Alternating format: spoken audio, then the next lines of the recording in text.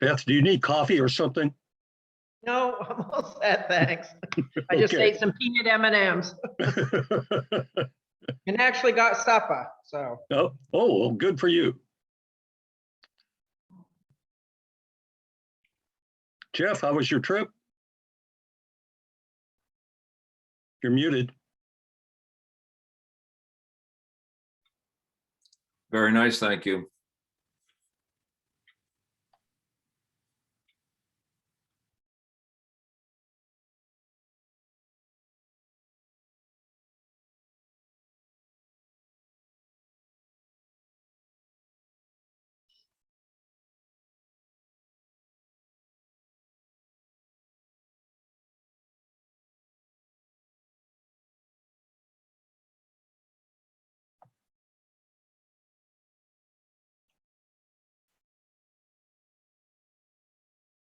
Jesse, have you heard from Lawson or Brett? Brett emailed you and I and said that he had a work meeting at 6. He thinks it'll last 20 minutes and then he'll join us after that. Okay. Lawson is planning on attending. Okay, we'll give him a few minutes then.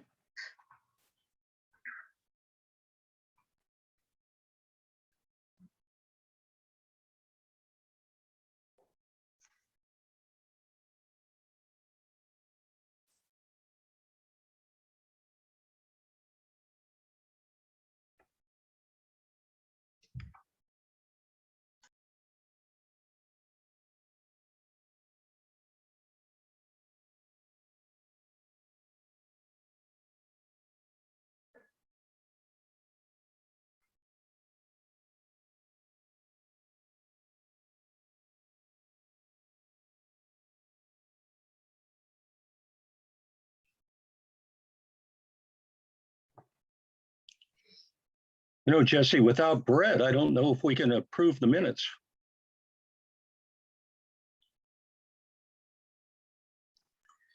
Yeah, you can just move those to the end of the agenda if you want, for after he joins. Oh, there's Lawson. Good evening, everyone. Hi, Lawson. We all set now? I'm all set.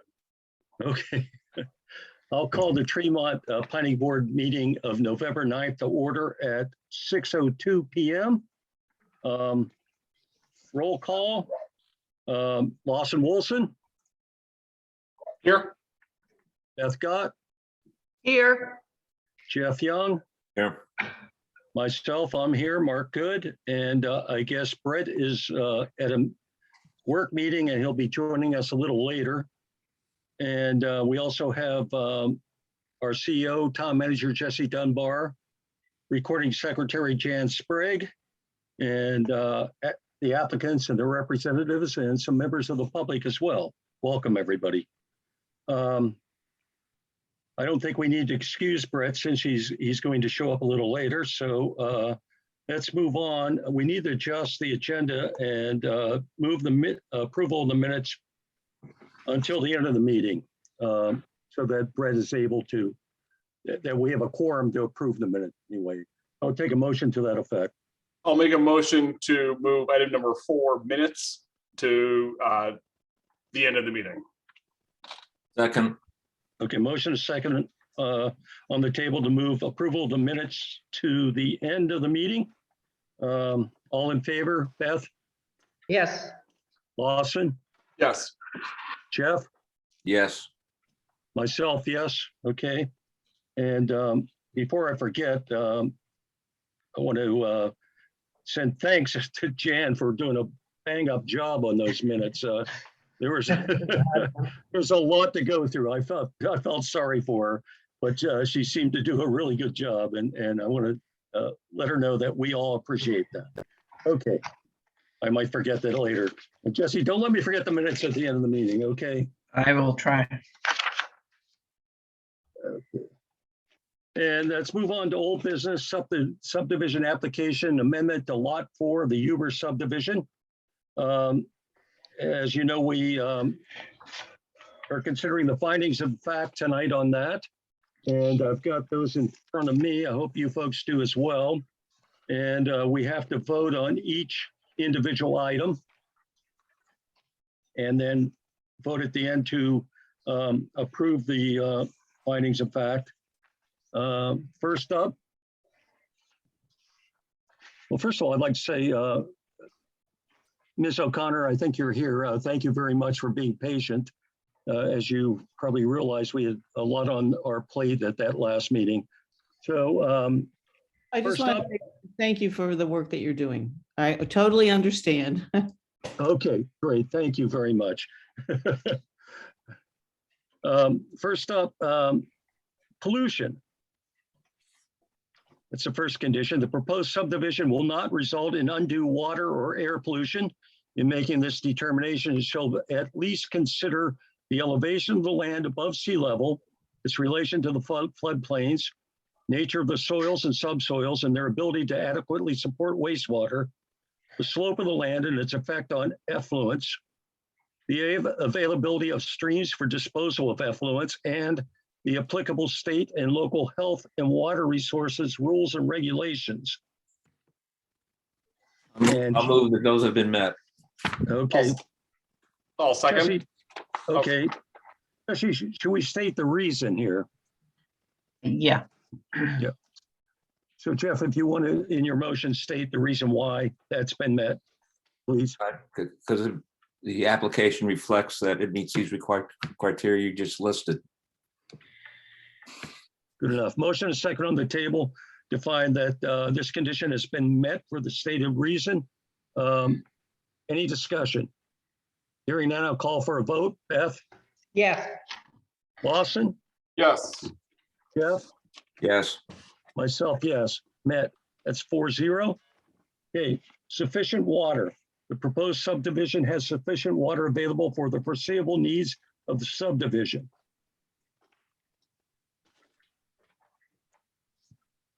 Both lots have existing wells, so I'll move that, I'll move that both lots have existing wells, and we've been told that those wells adequately serve the premises that are being subdivided. second. motion is second on the table to find that this proposed subdivision has sufficient water for the stated reason. Any discussion?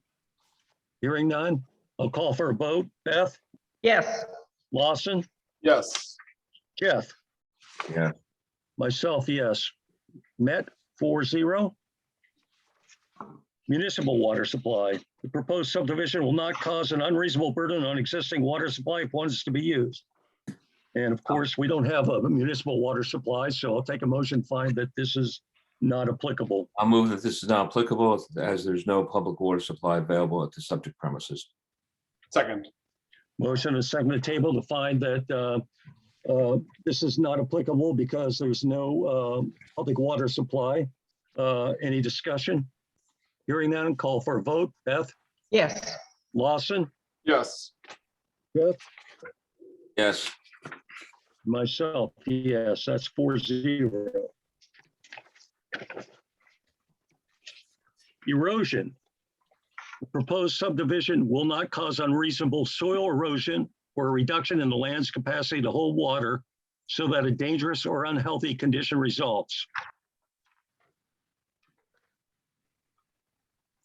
I'll move that we are subdividing existing dwellings and that there's no clearing proposed that would increase erosion on the premises. second. Motion is second on the table to find that the erosion condition has been met for the stated reason. Any discussion? Hearing none, call for a vote again. Beth, yes, Lawson, Yes, Jeff, Yes, myself, yes, 4-0. Matt? Traffic. The proposed subdivision will not cause unreasonable highway or public road congestion or unsafe conditions with respect to the use of the highways or public roads existing and proposed. And if the proposed subdivision requires driveways or entrances onto a state or state aid highway located outside the urban compact area of an urban compact municipality as defined by Title 23, Section 754, the Department of Transportation has provided documentation indicating that the driveway or entrances conform to Title 23, Section 704, and any rules adopted under that section. I move that the proposed subdivision does not increase or impact highway or public road congestion due to the fact that both dwellings currently exist and have existed for a number of years. Second. Okay, motion and second on the table to find the traffic condition has met and met for the stated reason. Any discussion? Okay, call for a vote. Beth, Yes. Lawson, Yes. Jeff, Yes. myself, yes, another 4-0. Sewage disposal. The proposed subdivision will provide for adequate sewage waste disposal and will not cause an unreasonable burden on municipal services if they are utilized. And there are existing septic systems for both lots, so I'll move that there's no municipal septic systems available on the premises and the existing septic systems as reflected on the submitted survey will be adequate for the sewage as been discussed at the previous meeting. Second. motion and seconded on the table to find the sewage disposal condition has been met for the stated reason. Any discussion? Hearing none, I'll call for a vote. Beth, Yes. Lawson, Yes. Jeff, Yes. myself, yes.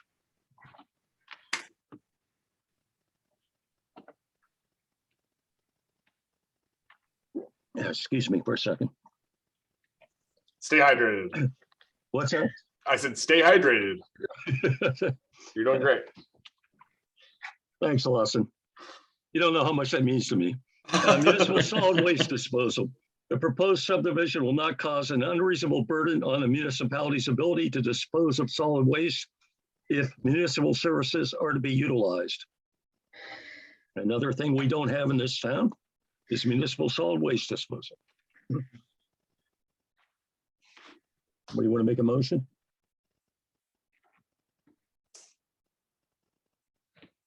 Just a curiosity, since we all use the Southwest Harbor transfer station, is that a substitute for a municipal solid waste disposal system? I don't think so. Okay. Could be. I'll move that this is not applicable in that there's no municipal, the town of Tremont does not have a solid waste disposal Second. system. Sure. Motion is second on the table to find the municipal solid waste disposal condition has been met for the stated reason. Any discussion? I'll say that's an interesting question, Jeff. I thought, did I say met or not applicable? I'm You not said not applicable. Did I applicable. say met? Sorry, not applicable. Yes.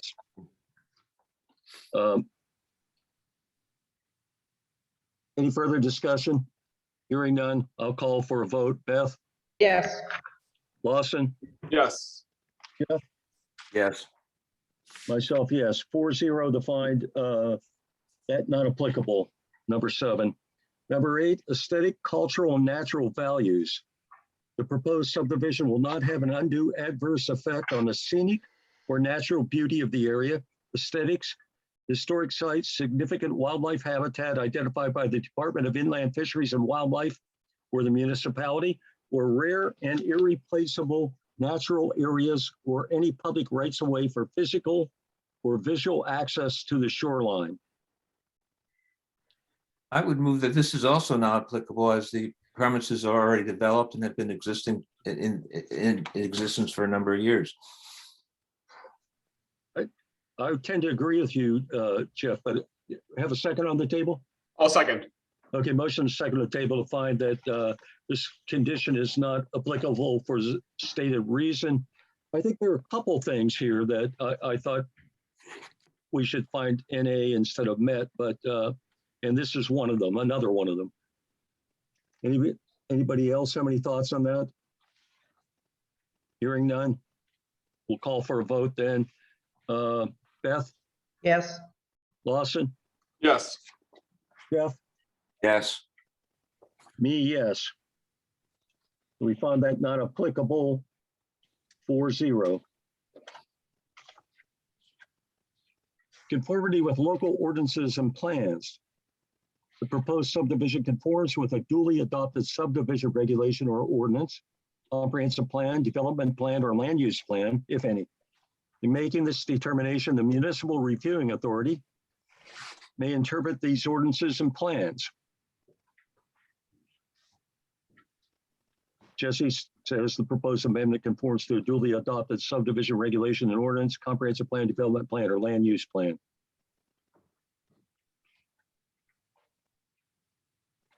I'll move that the proposed subdivision conforms to town Tremont subdivision regulations and ordinances, comprehensive plan and development plan and land use plan And therefore the condition's been met, right? can be met.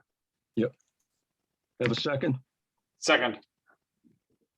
Motion is second on the table to find the condition has been met concerning conformity with local ordinances and plans. As stated, any discussion?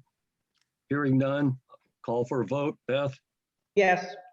Lawson, Yes. Yes. myself, yes, 4-0. Find that has been met.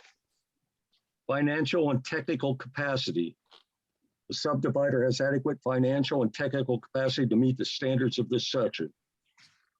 I'd move that this is not applicable, as the only thing being done here is drawing a line dividing two lots, number one. Number two, I don't think we've gotten any information from the applicant regarding financial and technical capacity in the I would- record.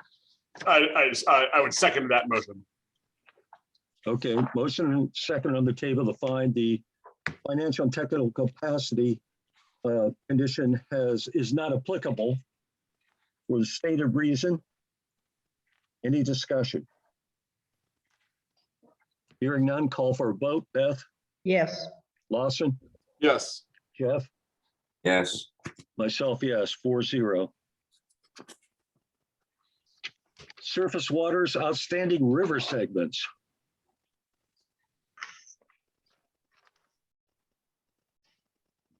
Seems not applicable. Am I missing something? No, it is not applicable. Okay. I don't really need to read all that, right? No. No, I don't think so. Thanks, Jeff. I'll make a motion that surface waters requirement is not applicable because it is not situated in the watershed of a pond or lake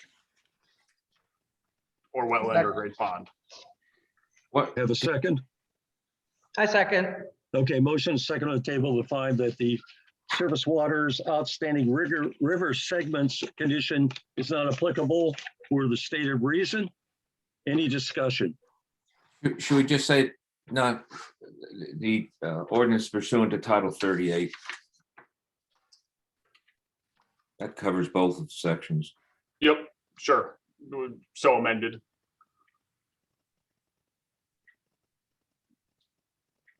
Okay. Should we I think we get could a just, second on the amendment then, I think? I'll second the amendment. Okay, motion is second on the amended version to find that this condition is not applicable for the stated reasons. Any discussion? Hearing none, I'll call for a vote. Beth, Yes. Lawson, yes. Jeff, Yes. myself, yes, 4-0. Groundwater. The proposed subdivision will not alone or in conjunction with existing activities adversely affect the quality and quantity of groundwater. I'll move that the proposed subdivision will not adversely affect the quality or quantity of groundwater as its existing development and existing septic as well and wells. Second. Motion and second on the table to find the groundwater condition has been met for the stated reason. Any discussion? Call for a vote. Beth, Yes. Lawson, Yes. Jeff, Yes. myself, yes, 4-0. That's been met. Flood areas. based on the Federal Emergency Management Agency's flood boundary and floodway maps and flood insurance rate maps and information presented by the applicant, whether the subdivision is in a flood-prone area. If the subdivision or any part of it is in such an area, the subdivider shall determine the 100-year flood elevation and flood hazard boundaries within the subdivision. The proposed subdivision plan must include a condition of plan approval requiring that the principal structures in the subdivision will be constructed with their lowest floor, including basement, at least 1 foot above the 100-year flood elevation. This might be another NA, right?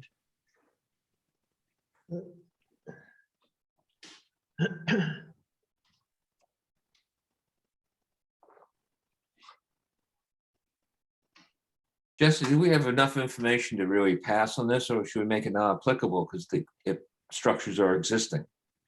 I think you could do non-applicable because they're existing. The property, the very edge of it's in the flood zone. but Yeah. They're outside it, so I think you could go with not applicable since they're already built. I'll move that the Federal Emergency Management Agency flood plan, floodway maps are maps are not applicable on this subdivision as the dwellings have existed for a number of years. I'll second. Motion is second on the table to find that the flood area condition is not applicable for the stated reason. Any discussion? Hearing none, call for a vote. Beth? Yes, Lawson? Yes. Jeff? Yes. And myself, yes. 4-0 again, not applicable. Freshwater wetlands. All freshwater wetlands within the proposed subdivision have been identified on any maps submitted as part of the application, regardless of the size of these wetlands. Any mapping of freshwater wetlands may be done with the help of local soil and water conservation districts. Seems like here's another NA because there's no freshwater wetlands present. And do we know that? I mean, like, They should be on the plan. The other two you have tonight show wetlands on their surveys. so the fact that we have a stamped survey that doesn't include it Right. is enough evidence that there are no. I'll make a. Wait a minute. What did you Oh, say? Wait a minute. What was, we have a stamp survey that doesn't show, therefore there aren't any? Right. We're sort of trusting that the surveyor we're relying on the surveyor to report whether or not there are wetlands. But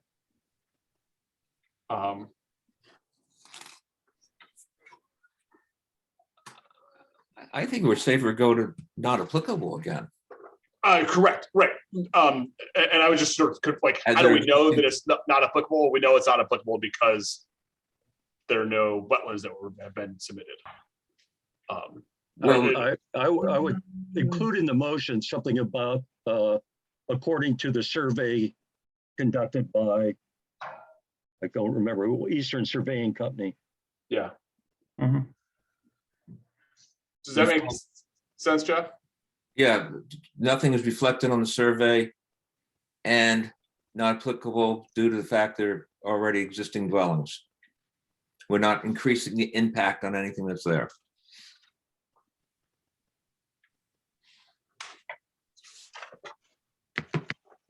Sure. is that a motion? I don't, Yeah. I didn't think it was, but I was waiting for someone to make a motion. I'll make a motion that the freshwater wetlands requirement is not applicable because there are no wetlands identified on the survey submitted by Eastern Surveying Company, and that the existing structure, or all the structures are existing and there's no additional structures proposed. Second, Motion is second on the table to find the freshwater wetlands condition is not applicable for the stated reason. Any discussion? Hearing none, I'll call for a vote. Beth? Yes, Lawson? Yes. Jeff? yes. Myself, yes, 4-0. Do we have Brett yet? Do you know? I guess not. I don't Um, see him in the participants list. yeah. So, I guess everything's on one screen tonight. That's different. Huh? River, stream, or brook. Any river, stream, or brook within or abutting the proposed subdivision has been identified on any map submitted as part of the application. For purpose of this section, river, stream, or brook has the same meaning as Title 38, Section 480B, subsection 9. Here's another not applicable if you ask me. I'll What's make a that? motion. Yep, I agree. So I'm going to make a motion that the river, stream, or brook condition is not applicable because there are no rivers, streams, or brooks. I have a second. Second, Motion is second on the table to find the river, stream, or brook condition has been met because, or is not applicable, sorry, because there are no streams present within or abutting the subdivision. Any discussion? I'll call for a vote. Beth, Yes, Lawson, Yes. Jeff, yes. myself, yes, 4-0. Stormwater. The proposed subdivision will provide for adequate stormwater management. And there's no proposed development for either lot, according to Jesse here. So it's NA because there's no development, or is it met because there's no development? On the fence with this one. What do you think, Jesse?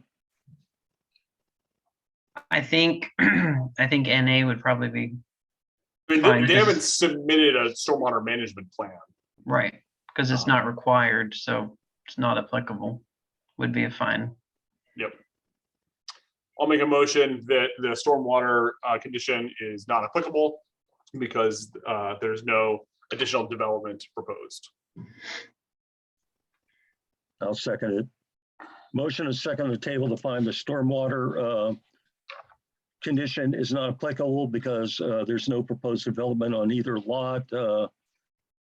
Any discussion? Jesse, could you repeat what you said? You said it was not applicable for this, for that reason or for another reason? It Maybe I said didn't state that due that. to no development, there wouldn't be a stormwater plan required. So is that the way we should word the motion? No, Because that there's no, what did I say? Something like there's no. You said no additional development was proposed. Yeah, I just said no proposed development when I restated it. Am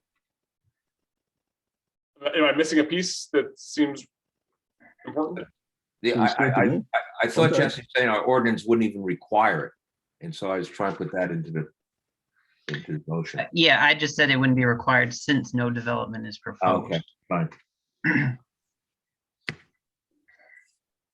Okay.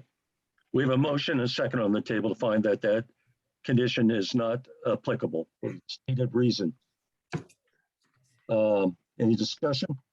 Hearing none. Beth, yes, Lawson, Yes.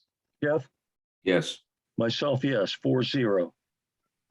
Spaghetti lots are prohibited. If any lots in the proposed subdivision have shore frontage on a river, stream, brook, great pond, coastal wetland, as these features are defined in Title 38, Section 480B, none of the lots created within subdivision have a lot depth to shore frontage ratio greater than 5:1. So none of the lots have that. I'll move that none of the lots proposed in the subdivision have a lot depth to shore frontage greater than 5:1. And therefore the conditions met. Met. Yep. Second. Okay, motion and second on the table to find the spaghetti lots condition has been met for the stated reason. Any discussion? All in favor, or I should say, call for a vote. Beth, yes, Lawson, Yes. Jeff, Yes, myself, yes, 4-0. Lake phosphorus concentration. Here's another NA, I think. The long-term cumulative effects of the proposed subdivision will not unreasonably increase a Great Pond's phosphorus concentration during the construction phase and life of the proposed subdivision, There's no portion of this proposed amendment is located near a great pond. I'll make a motion that this is not applicable, that lake phosphorus concentration condition is not applicable because no portion of this site is located within the watershed of a great pond. Second, Motion and second on the table to find the lake phosphorus concentration condition is not applicable because no portion of the proposed amendment, subdivision amendment is located near a great pond. Any discussion? Hearing none, I'll call for a vote. Beth, Yes. Lawson, Yes, Jeff, yes. and myself, yes, that's 4-0.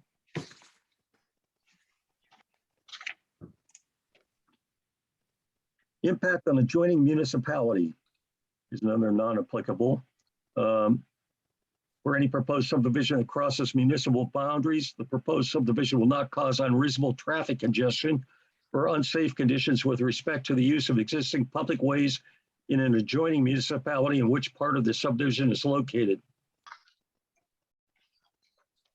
I'll move that the impact on adjoining municipality ordinances are not applicable due to the fact that these subdivisions located totally within the town of Tremont. second, Motion and second on the table to find the impact on an adjoining municipality condition is not applicable for the stated reason. The proposed amendment is completely within the boundaries of the town of Tremont. Any discussion? Hearing none, I'll call for a vote again. Beth, Yes. Lawson, yes. Jeff, Yes, myself, yes, 4-0. And Mark, I'm just gonna point out that Brett's on now. If you Okay. wanted to welcome him and invite him to vote with us or You know whatever. what, I'll abstain from this one. I'll Yep. because I didn't hear the background, so I'm just gonna sit and listen till you move on to the next thing. Okay, we're on our last condition anyway, Brett, so Yeah, you won't sounds have good. to wait, you won't have to wait long, but let the record show that Brett Witham has joined us at 6:31 PM. Yeah. Land subject to liquidation harvesting. Timber on the parcel being subdivided has not been harvested in violation of rules adopted pursuant to Title 12, Section 8869, Section 14.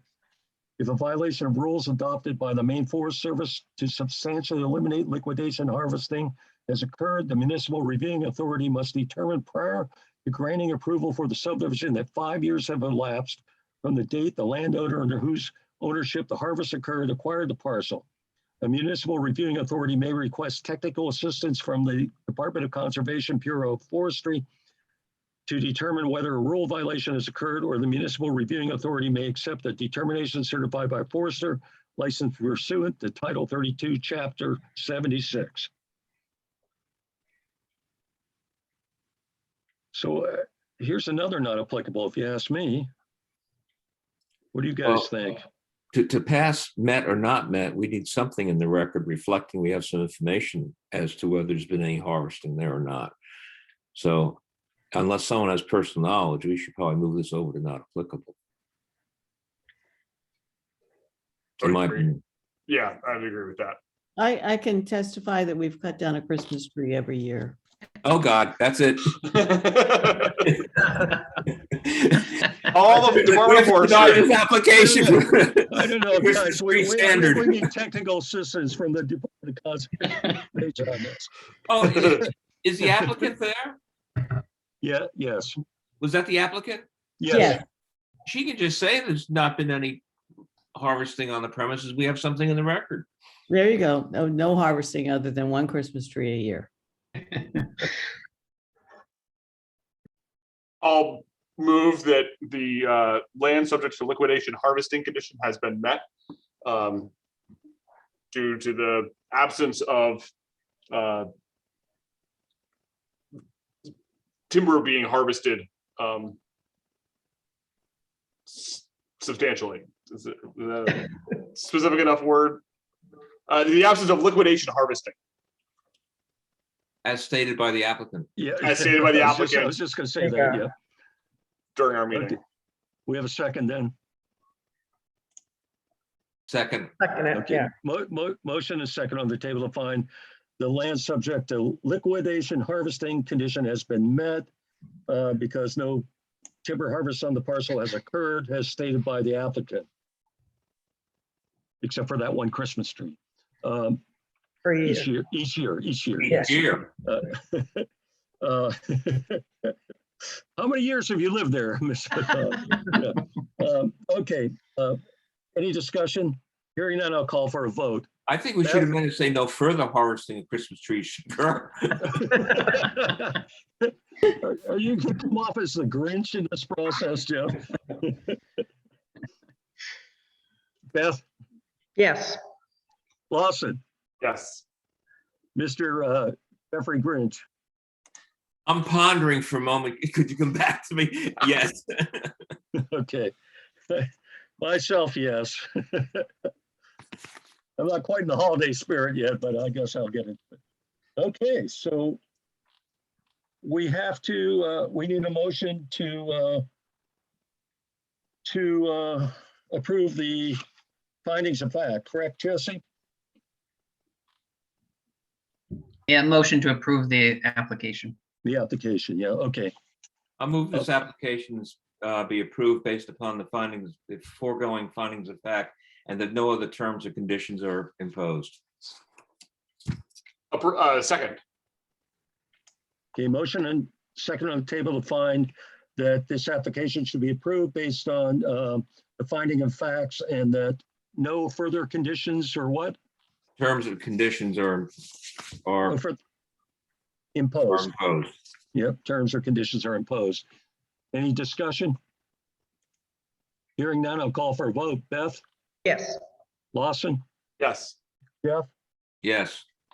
myself, yes. 4-0. Well, congratulations there, Ms. O'Connor. Feel free to cut down that Christmas tree. Thank you, Chair and members, for the time and attention you've taken to this. Thank you so much. Okay. Okay, Brett. We're on to new business. Subdivision application amendment to final subdivision plan of land of Timothy Gott and Sylvia H. Gott, Route 102 and Richtown Road. And just want to note here that the Gotts no longer own this property. It's owned by David Stahl, so Beth does not have to recuse herself on this. So get to work tonight. Yes. I was beginning to think they did something over my, behind my back. Yeah. They didn't tell you about that property, huh? Yeah.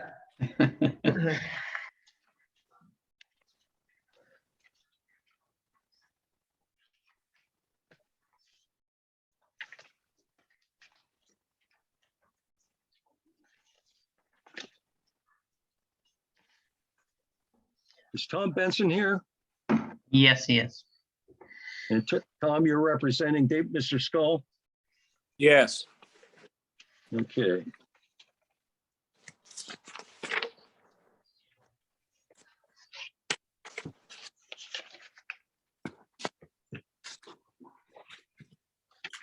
Why don't I have? Oh, here we go.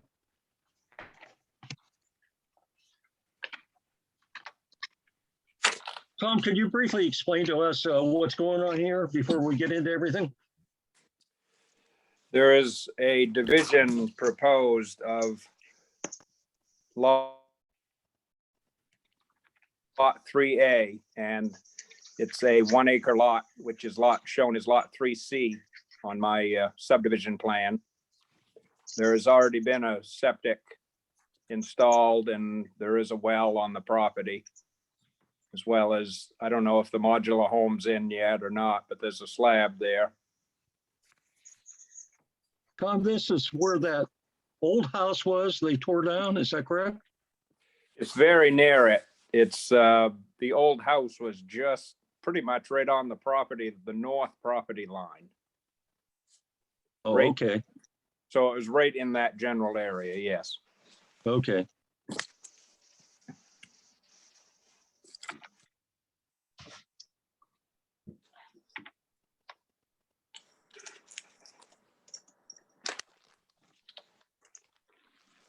Members, any questions of Mr. Benson before we move on here? Yeah, I just want people to know, Tom, is this Judy Hodgson's house? It's going to be, yes. Yeah. So just for the board, I know Judy, we're friends. This isn't going to impact, my decision making, I don't think, but I just wanted people to know that. Thanks, Brett. Yeah, thanks. I don't think we need a vote on that. Jesse, do you? Whether there's Not a unless any of conflict you, I mean, not unless any of you I feel don't there see is. where there's a conflict there. right, there's no financial relationship between you and Judy. Yeah. Then, No, Oh, wow. she's just, I know Judy, yeah. yeah, it's a small town. It's good to know Yep. people. That's great. Yeah. Um, I'm looking for the survey plan and just want to make sure that I'm looking at the right thing. It says Timothy Gott and Sylvia, Timothy H. Gott and Sylvia H. Gott in the bottom right corner. Is that the right one? Well, Yes. there are two and they both They say both it say on the that. right-hand Oh, well. bottom corner. The one, Oh, I see. I see. October All right. 22nd, 2021 is the one you should be looking at. Great. I've got that. Thank you. Yep. Yep. I see. And 3C is the new Proposed. subdivision proposed. Correct. Yes. So basically, this is one big lot and you want to carve out this 3C, correct? Yes, we got the remainder of Skull Lot, and they're selling out Lot 3C out of that. I had a question. We have A and C. What happened to B? It's B Mansalili. is- B was What's that? sold to Mansalili. Oh, okay. Oh, it's there. Yeah. Okay. Got you. Any other This- questions, folks? Okay. I was just gonna clarify, the 3C makes the third split in the 5-year period. That's why it triggers the subdivision Okay. review. Any other questions, folks? Well, we'll go on and find out if the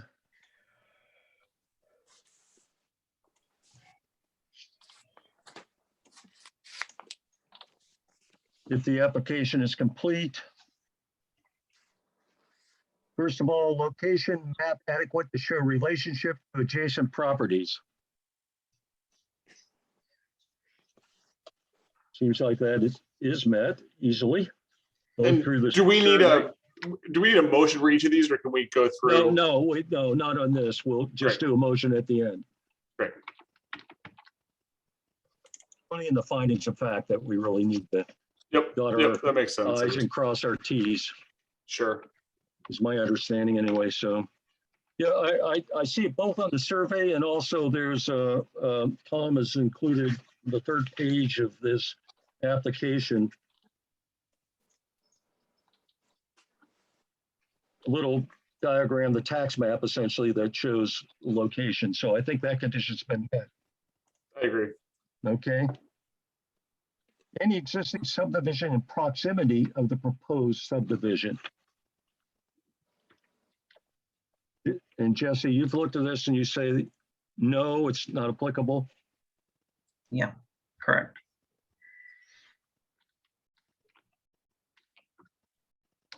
Locations and names of any existing and proposed streets. We've got Ridgetown Road. We've got Route 102. It's about all in that neighborhood. Looks like that's been met. Any boundaries of zoning districts with designations. We got the zoning map, as I stated before, in the packet, so that's been met. Outline a proposed subdivision. We have that on the survey, correct? Anybody disagree with any of these things? Jump right in. It's on the plan. Other required permits, nothing else required, Jesse? No, Okay. It's not applicable.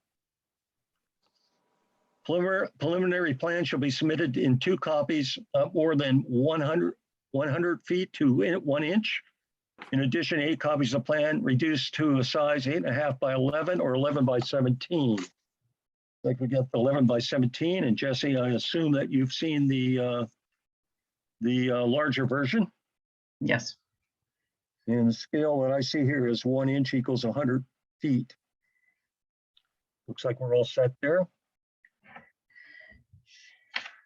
And the following information shall be shown on the plan or accompanying the application. Proposed name of subdivision, name of town, and assessor's tax map and lot numbers. Yep, that's there. Proposed name of Salem Town's town plan. Is that the name of the subdivision then, I guess? No, it stuck with, you have to stick with the same name because it's an amendment to the subdivision. So it's Okay. just Timothy H. Timothy Gott and and Sylvia. Sylvia Gott, okay. Yeah. Okay. I think we got that then. Evidence of right title or interest in the property.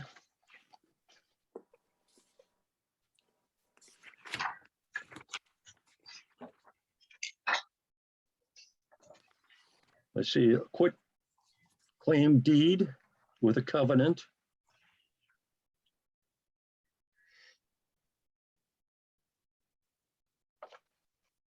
We satisfied with that? There's 2 deeds. The first one is only 1/2 interest. Is the second one the other half? Yes, one is Timothy Gott and the second one is Timothy Gott is personal representative for the estate of Sylvia Gott. I see it. Thank you. Yeah, that's half interest too. Okay. Good eyes there, Jeff. You okay with that? As a planning board member, yes. As a lawyer, no. But go ahead. Not the way I would have drawn the deed, but that's okay. Well, feel free after give your advice later on. Okay, after the. I'll sale call done. Michael Ross. Don't worry. Yeah, okay.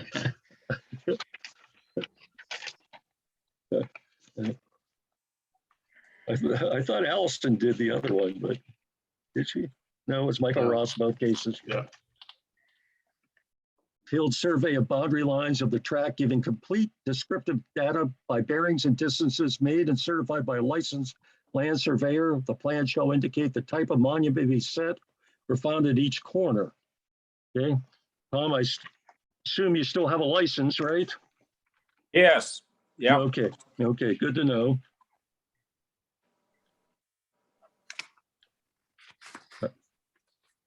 I see the boundaries are clearly marked and the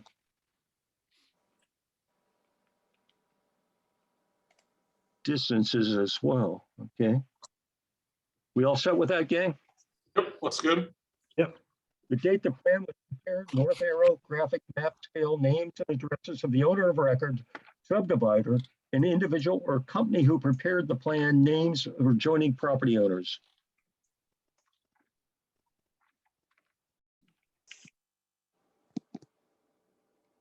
There's the north map, north arrow, okay.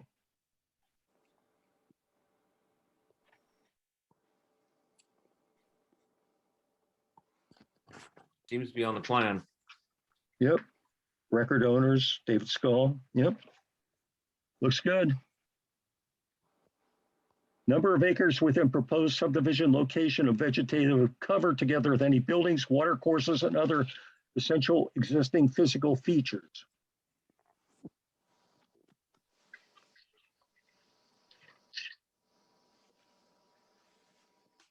It's 1 acre, I think. Yeah.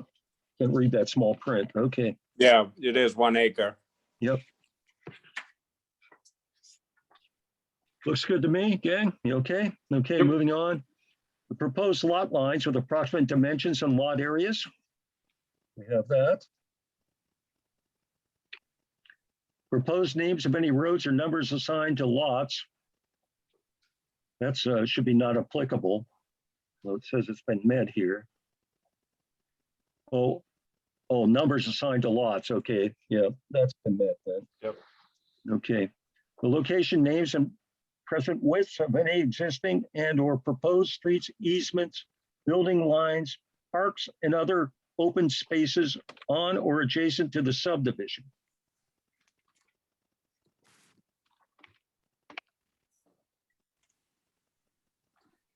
Looks good. Anybody see anything? Is the width of the road shown? I assume it is, but I don't find it yet.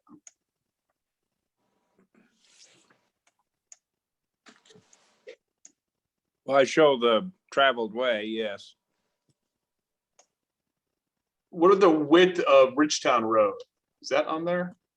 I've got it in a note. Right away width of 102 is 4 rods and Ridgetown Road is 2 rods.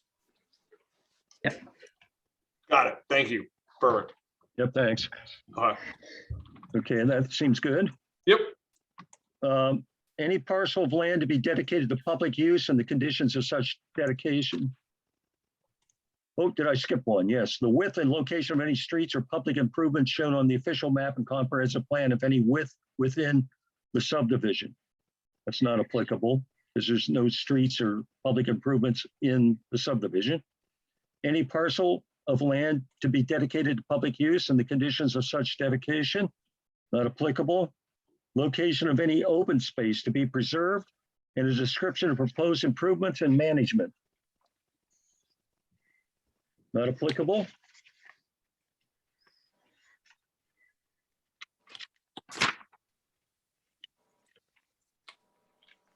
Names and addresses of owners of record of adjacent property, including property directly across an existing public street.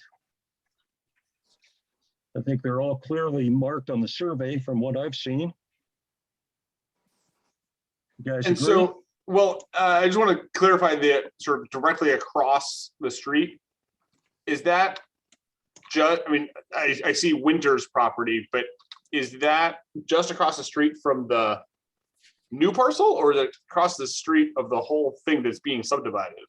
And I guess I'm wondering if Eichenberg and Wilbur and Lay and Weinberg should be on the list as well. Yes, yep. It should be. Okay. And so, and Jesse, do you generate the list of abutters? Yeah, yeah. Okay. Yeah, So I I went don't- through it. Yeah, and I went through it twice because there was one on the survey that did not come up in my list, but it was an ownership change. They acquired an adjacent parcel to them. That was the discrepancy. Jesse, should all those names be listed on this sheet that's attached to the application? Because they're not. Right. Right, that's what I was just saying. One of them isn't on that sheet, so when I double checked it, it's changed in the town records since this plan was updated, I guess. There's one lot right across from it there's 2 lots, but the same owner now owns them both, and they've joined them into one tax bill. Is that Winter? Yes, I think so.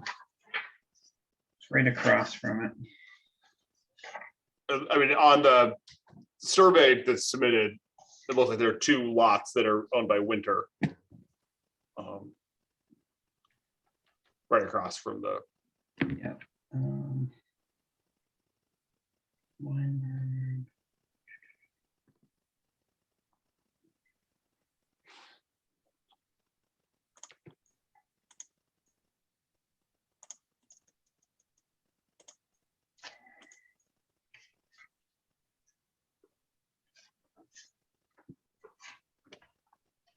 Yeah, Weinberg, I think, was the one that doesn't.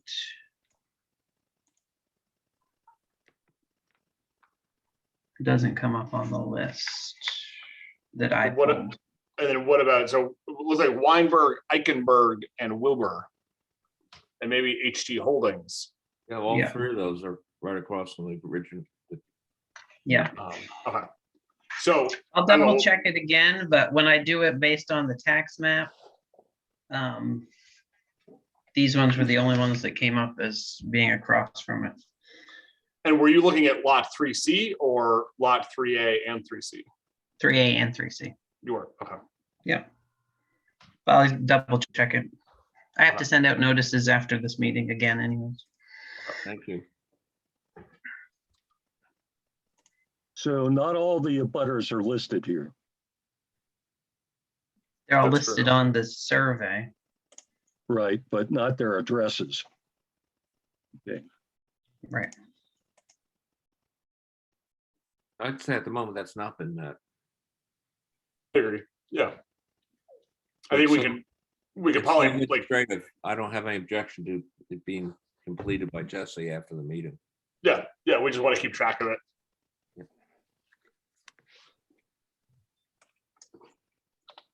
not met.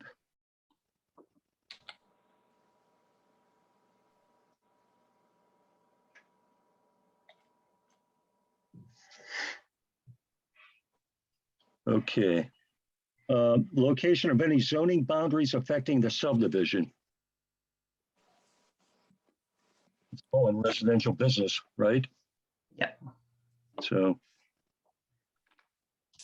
Boundaries of any flood hazard. Oh, wait a minute. What's it across the Bridgetown Road, though? That's not residential business, is it? Across the street? No, that's Harbor. Yeah.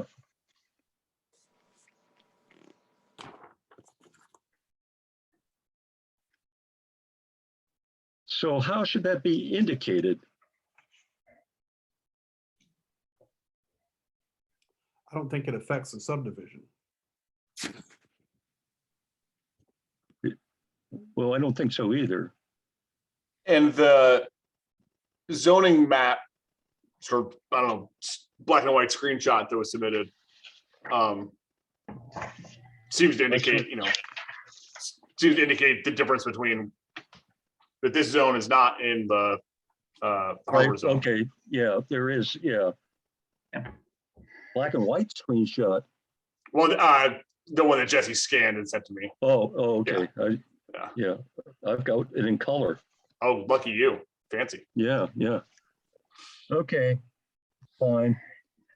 It says not applicable, but I think it's been met.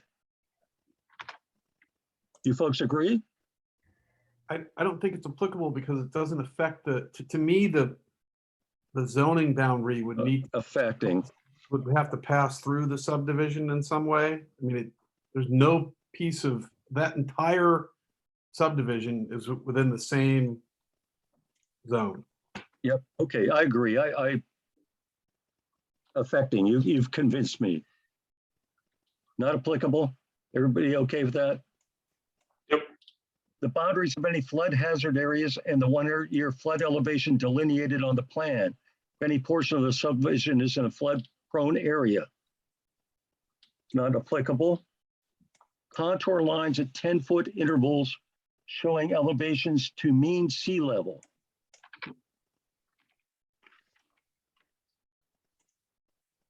Okay, we have contour lines. Are they at 10-foot intervals though? Yep. Yep. I see a 40 and a 50 and a 60. Okay, that sounds like 10-foot increments, okay. That's been- Quick question for Tom. Is that a blue line that indicates that's another contour line? It's just the outline of where wetland area is? Yes, those are wetland delineation lines.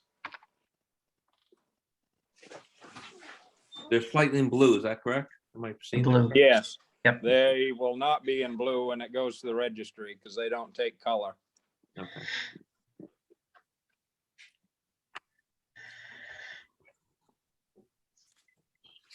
Your eyes are better than mine, Jeff. I saw that as black. So I looked closely.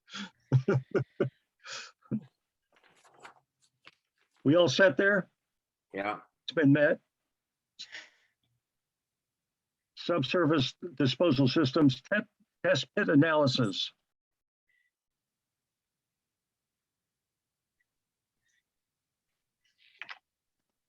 Okay,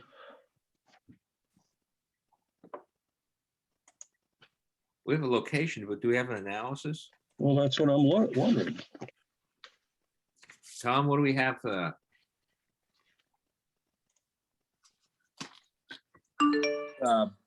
What was the question again? What, do we have an analysis for the test pit? You There's- should have a septic permit there because there is a That's septic correct. installed. There's an existing septic system has been installed, so there's no longer a test pit. They've completed the installation. Oh, so we just amend this to say or installed pursuant to a permit? I think you do that under the findings of fact at the next meeting. So You should will we remind find, us, Jesse? What? You will remind us, Jesse? Yes. so should we find that not applicable then? That one I wasn't, it's kind of funny because the ordinance sets it up for like a proposed subdivision only. So it only gives us the choice of centralized or test pit. It doesn't actually give you a choice of an existing septic system. So you could find it as complete because the septic is on it.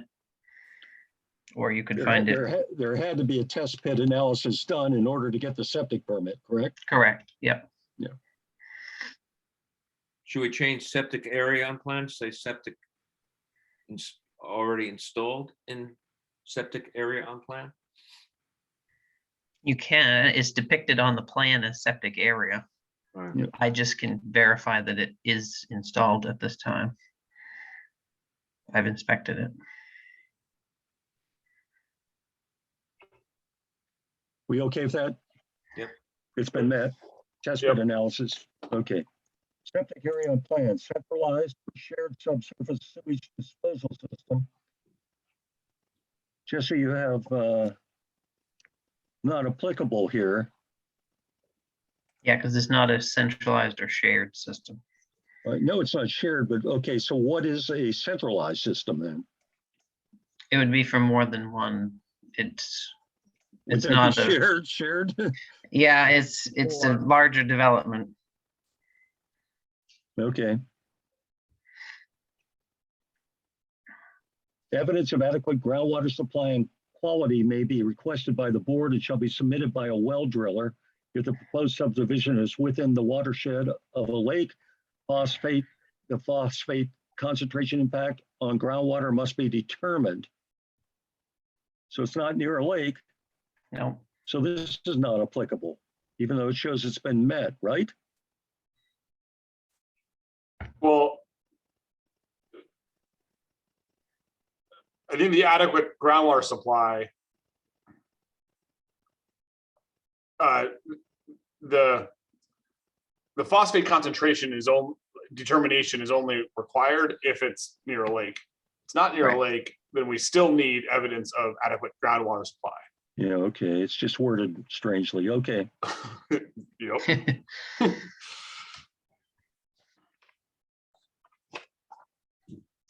Should be two different sentences, I guess, okay. You think that's been met? Looks like it. Existing well on the site. Copy of most recent deed for the parcel. Copy of all deed restrictions, covenants, easements, and right of way. We already went over some of that, so we have that. Copy of any covenants or deed restrictions intended to cover all or part of lots in subdivision.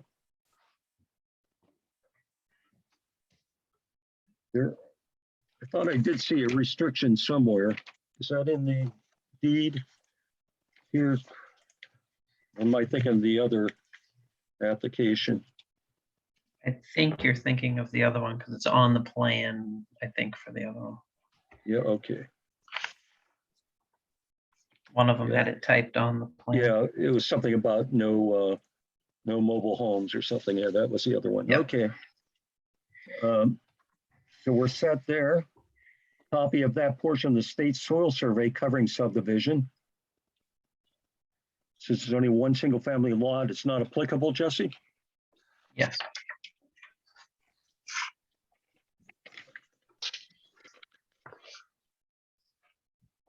An adequate stormwater management plan must be provided. Once again, creation of one single family lot. Not applicable. Location and size of existing and proposed subsurface sewage systems, well, culverts and drainage ways on or adjacent to the property to be subdivided. They're shown on the survey plan. A determination must be made whenever a subdivision is situated in whole or in part within 250 feet of any wetland, great pond, or river, or within their watershed, that the proposed subdivision will not adversely affect the quality or unreasonably affect the shoreland of that water body. Wetlands are depicted on the plan should not adversely affect the wetland septic with setback required distance at time of installation. And we know that why, Jesse? Because it's on the septic plan that was designed and that was approved by the town.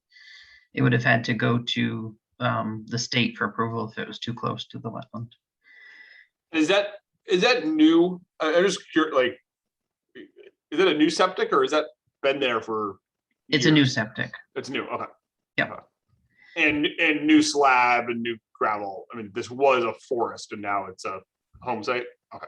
Yep. Yep.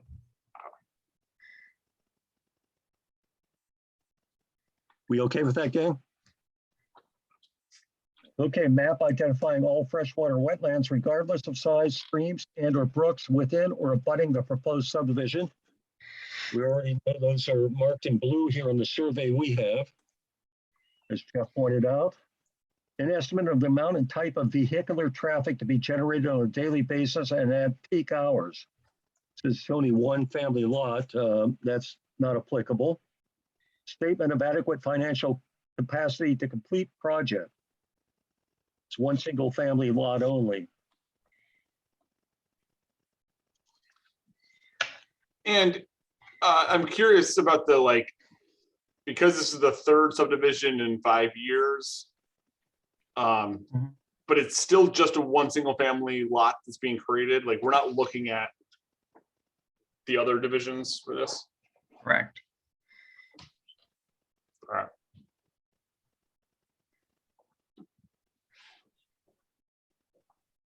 What do you think? You okay with that? Sure. Yeah. Okay. So it sounds like we've got one sort of condition, one thing that's incomplete. Right. And that's the fact that not all the abutters are listed and their addresses are listed. Correct? That's correct. Yeah. Yep. So, So I'll make a motion that we find the application complete pending the revision, or I guess completion of the abutters list by CEO Dunbar. do I have a second? I second it. Okay, a motion and a second on the table to find the application complete pending the completion of the abutters list by the code enforcement officer. Any discussion? Hearing none, I'll call for a vote. Beth, Yes. Lawson, Yes. Jeff, Yes. Brett, Yes. myself, yes, 5-0. Okay. We got that one. Now on to the Alder Lane subdivision amendment. Do we need to like schedule a Public hearing on this? Oh, public hearing, yeah, but Okay. we'll have to do that if we find the other one as well, so.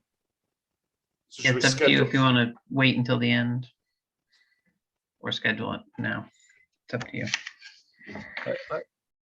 If we're gonna do them the same night, if we find this next application complete, we're gonna do it the same night, right? So why don't we just wait? Okay. Okay. Don't let us forget there, Jesse.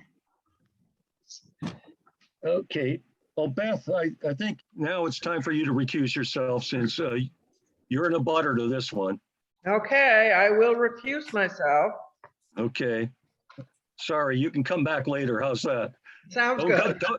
don't go away. I won't go away. Okay. Sorry, I just switched my headphones. Beth, you recused yourself from this Alder Lane subdivision? Yes, She's in a butter Oh, okay. Okay. several times over, I believe. Okay. Tom, you're on for this one as well, huh?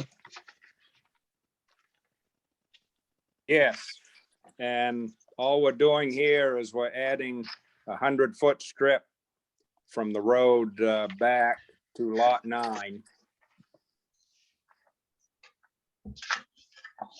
100-foot strip. Okay. Out of lot 10. We're taking 100 feet out of lot 10 on the west side of lot 10. And we're adding it to lot 9.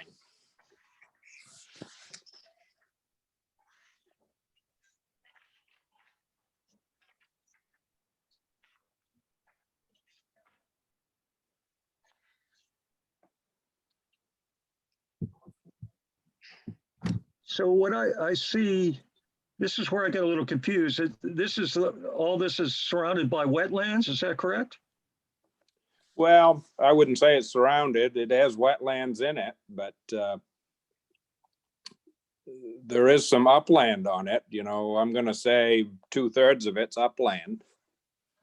Yep. No, I just see that little portion of Macari to be conveyed to McEnroe. Yeah, that's the 100-foot strip that's gonna get conveyed once this is approved and added to lot 9. Goes all the way to the road. Oh, it does. Okay. Yeah, I you can see See, a faint dash line. that's the dotted, the dashes there. Okay. That's what, one thing that had me confused. Okay. I couldn't figure how it went to the road. Okay. Yeah, Gotcha. that's the present lot 10 line. Lot 9, lot 10 line is the dash line. So we'll be moving it over into lot 10, 100 feet, and a strip all the way to the road.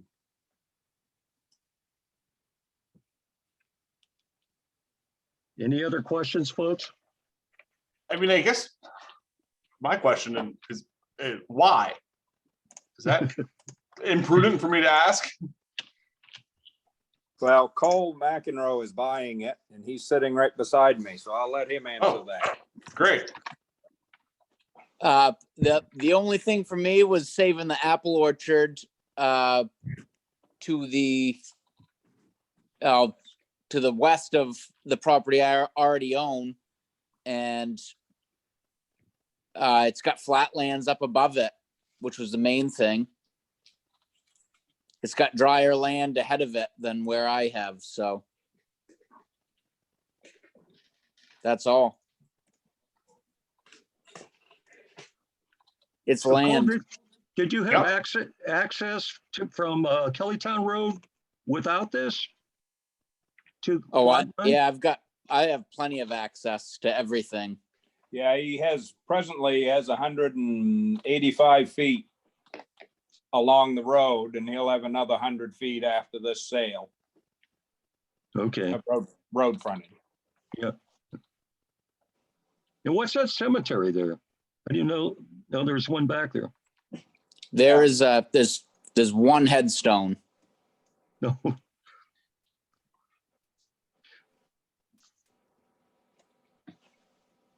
Any other questions, folks?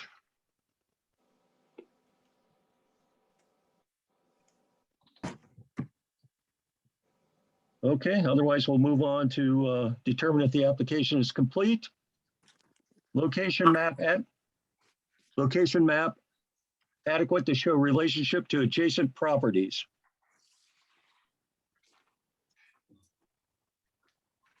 Looks good. Anybody see anything?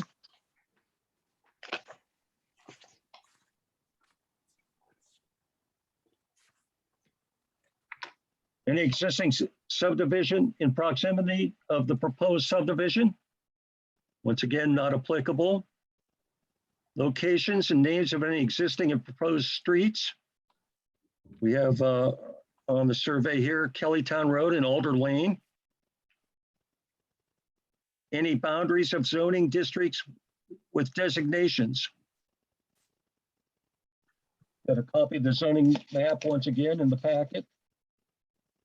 Or with the application, I should say.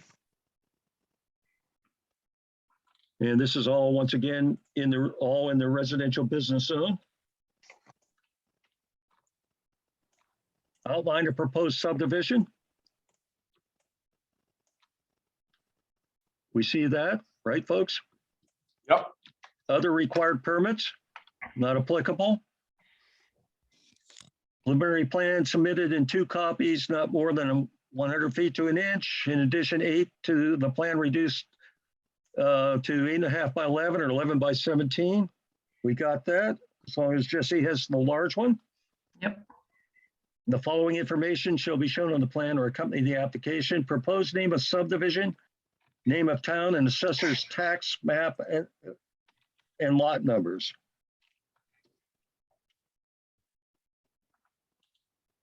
We know it's Alder Lane subdivision still.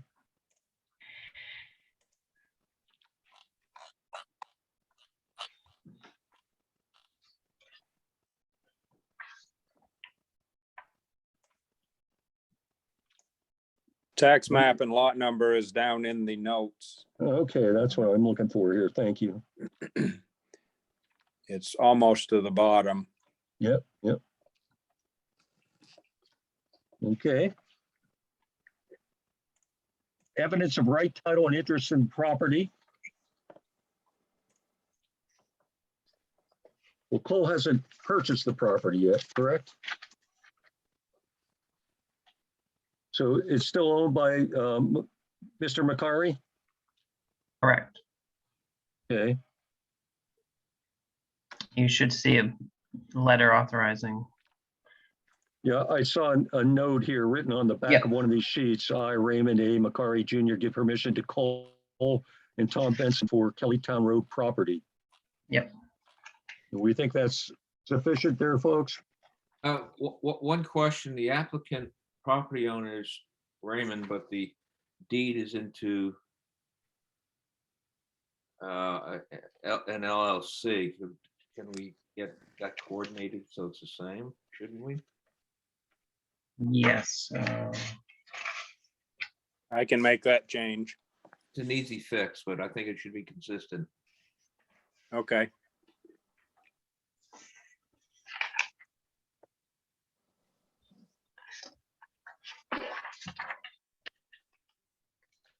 I'm missing that, Jeff. Where did you see that? Well, if you look On the on quick the name property owner on the application, Oh, subdivision, on the application itself. Okay, and gotcha. then, but the deed has it in an LLC. I mean, it's simple to fix, but it should be the same. Okay, Thank you, Tom. let's see, okay.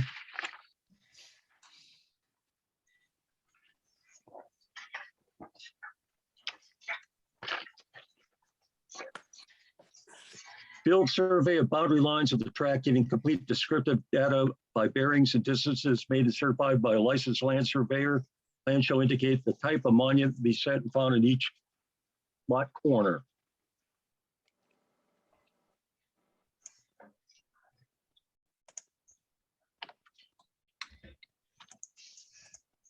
Think we've got that, right? There's a new marker set at the dash line there, right? Or at the solid line. There's one, isn't there one at the dash line too, where it meets Kellytown Road right there? Oh, I That's see. the existing. There, right. Is there a new pin to be set or? Tom?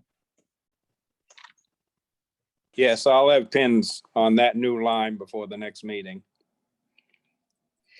And will you put one at the, what direction are we looking? East and west, for north and south end of that line? Yes, I'll have one out on the side of Kellytown Road and also the new corner up on the south line of Lot 8. Great.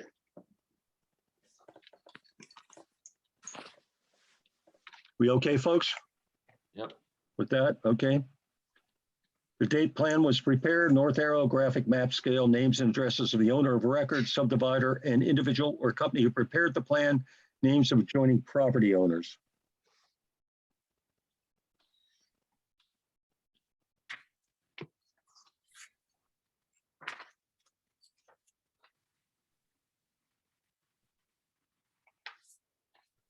We all set there?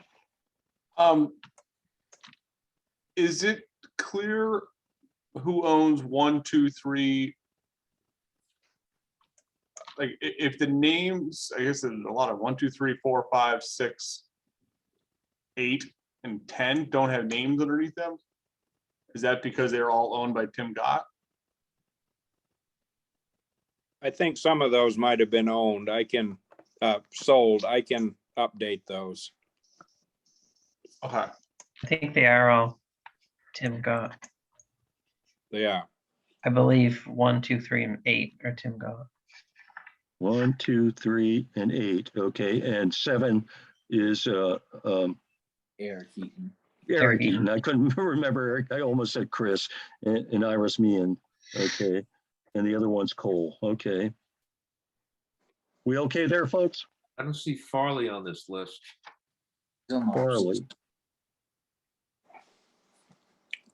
Down the corner of the property, be the south, where's southwest corner? Oh, on the abutters list.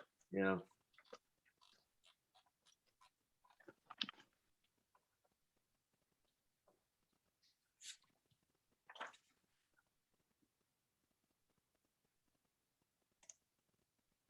It's not.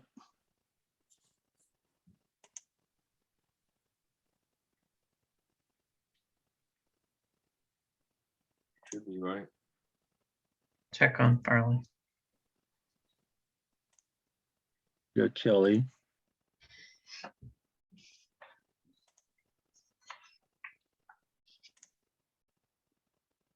So we want to make that a condition too, to have that completed. Yep.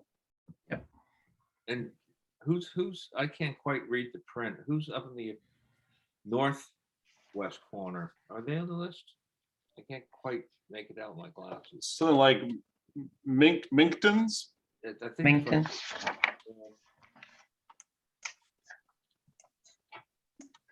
Beth might be able to answer that one. Wid, That's Wolfram, Wade. Okay, your brother. my brother. And do we have to do anything in the United States of America? Yeah. Good luck.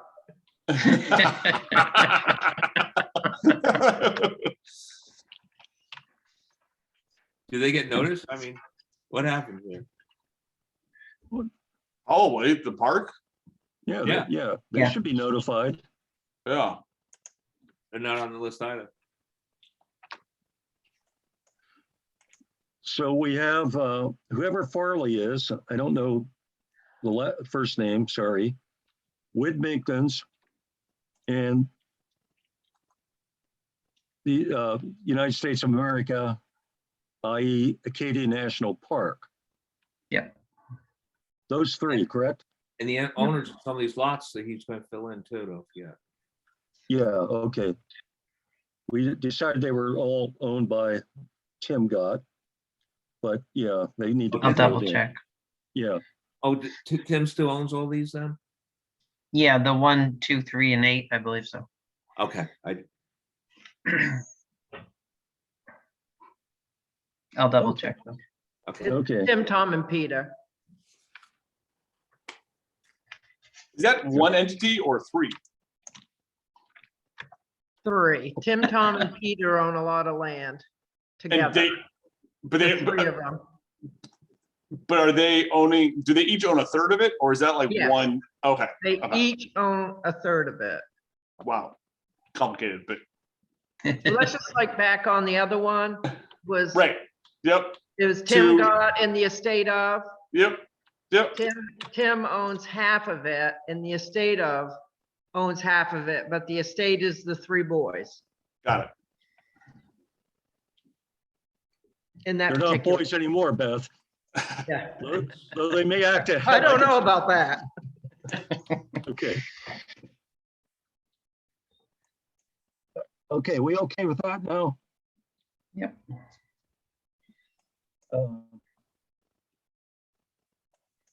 Number of acres within the proposed subdivision. Location of vegetative cover together with any building, water courses, and other essential existing physical features.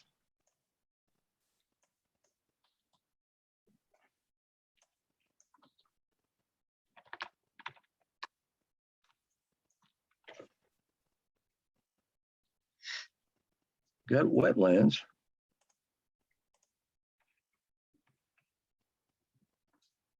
And the Macari building there, the garage doesn't have to be shown, or is that shown here somewhere? It is shown. Okay.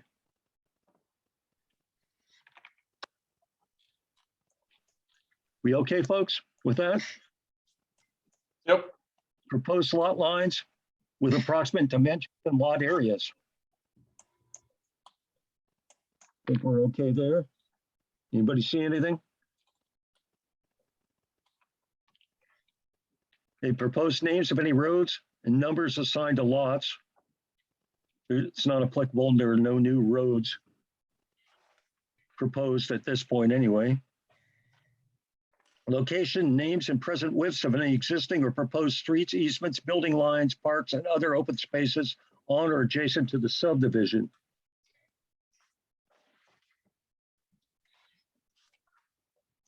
Once again, width of the Kellytown Road.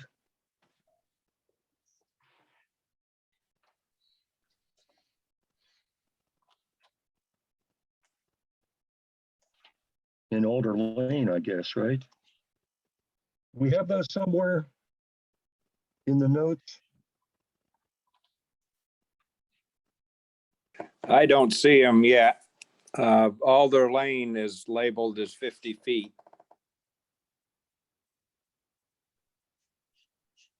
Oh, it's that wide, huh? Okay.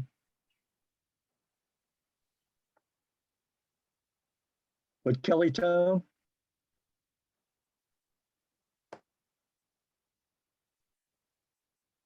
I don't see Kellytown. I don't have that in the list. I can, I've got your list of town roads. I believe it's, I don't know what it is. It's either 2 or 3 rods, probably 2 rods, but I'll add that to the notes. okay. We okay with that, folks? yep, Width and location of any streets or public improvements shown on the official map and comprehensive plan, if any within the subdivision, not applicable. Any parcel of land to be dedicated to public use and the conditions of such dedication, not applicable. Location of any open space to be preserved and a description of proposed improvements and management, not applicable.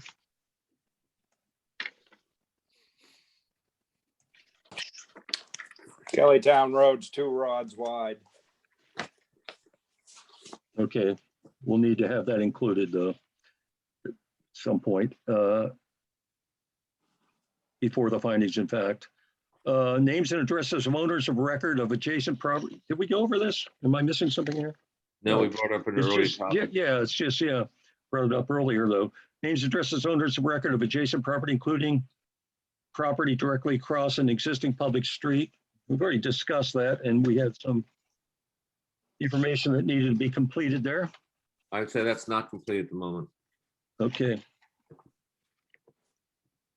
Not complete at the moment. I agree. Location of any zoning boundaries affecting the subdivision. There are none.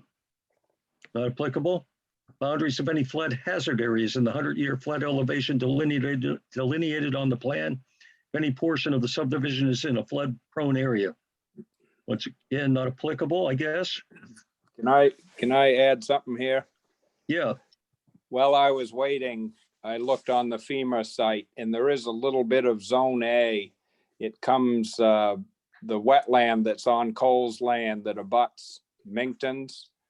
It Yes. comes about, a small finger comes down about 400 feet. So it's all within the wetland, but I will add that for the next meeting. Zone A is all within the wetland. It's only about 400 feet down from the Minkton's line. okay. So we it does find not, this not met at this point. Okay. Contour lines at 10-foot intervals showing elevations of mean sea level. We've got those. Subsurface disposal systems, test pit analyses on the plan.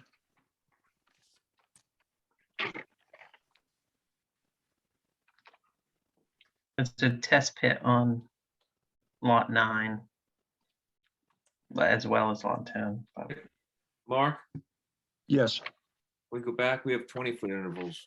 Did you say 10-foot intervals? 10, yeah. Survey's 20. Yeah, there, 20. this is what was on the last approved plan and I haven't changed it. That's what you approved last time and all the plans from the beginning, all the other 4 plans. Well, if we made a mistake the last time, doesn't mean we need to repeat it this time. Okay, I can interpolate in between these and put 10 footers if that's of use to you, I guess. Jesse, are we permitted to waive a requirement if we have a filed subdivision plan already? I was just gonna say, you could consider waiving that due to the previously approved plans. I think it's a little unreasonable, unless Tom said it's not a problem. It might be unreasonable for his request to go back and change an existing filed plan. Tom, is it a big deal for you? I can interpolate 10-foot intervals. So I'll just go from what's shown here. I'll just add 10-foot intervals. That's not a big deal.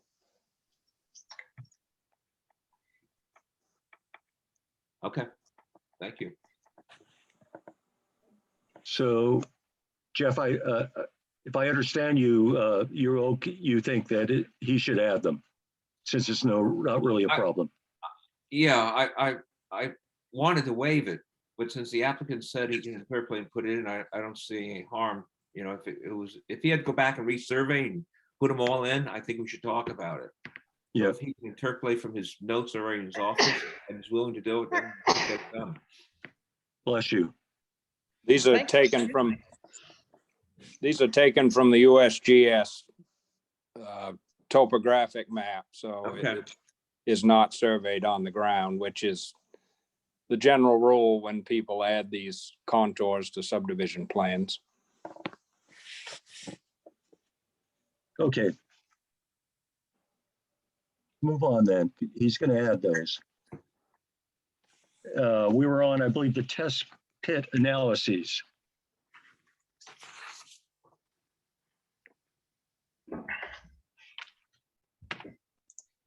And Jesse, that's under the notes.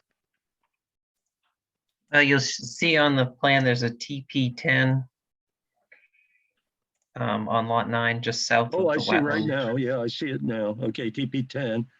That's the test pit itself, the location. Yep. But once again, we don't have an analysis, right?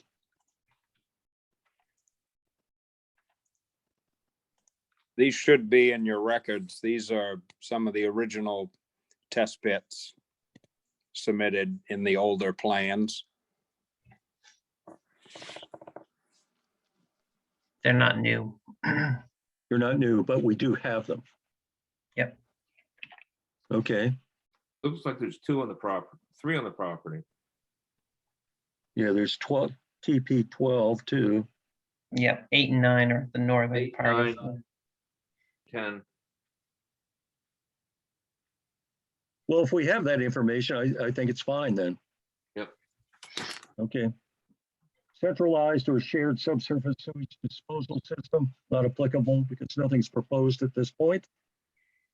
Evidence of adequate groundwater supply, quantity and quality may be requested by the board, shall be submitted by a well driller. Proposed, yeah, okay, that's not applicable, none proposed.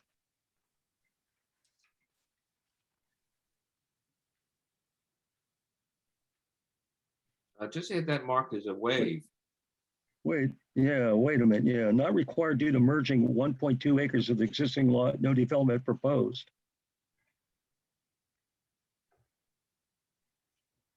What are you saying, Jeff, again? I'm sorry. Jesse has this one marked.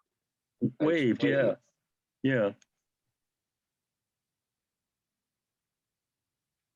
Wouldn't it be not applicable, Jesse? I think not applicable is fine. I marked it waived since it said may be requested, so you could waive requesting it, but not applicable is fine. What do you think, gang? Not applicable? Either's fine with me. Yeah. Okay. Copy of most recent deed for the parcel, copy of all deed restrictions, covenants, easements, rights of way. Been through that. Copy of any covenants or deed restrictions intended to cover all or part of lots in the subdivision. On the left-hand side of the survey. Yep, covenants.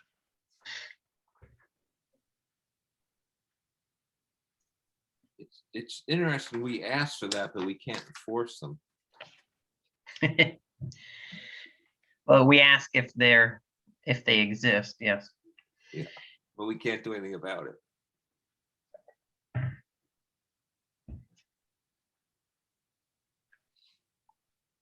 Who can enforce them? The, Not private covenants. We didn't on the last application we just approved tonight. did you say who can? Yeah, yeah. It'd be the people in the subdivision individually would have to take legal Yeah. action. But we as a Civil. board can't. Yeah, yeah, I understand. Correct. We as a board can. I was just wondering how that works legally. Okay. So we have that. That's been met. Let's move on here. Copy of the portion of the state soil survey covering subdivision boundary line adjustment only, so that's not applicable. Adequate stormwater management plan must be provided. Boundary line adjustment only, not applicable. Location and size of existing and proposed subsurface sewage systems, well culverts and drainage ways on or adjacent to property to be subdivided. Get the test pits and proposed septics nearby shown on plan.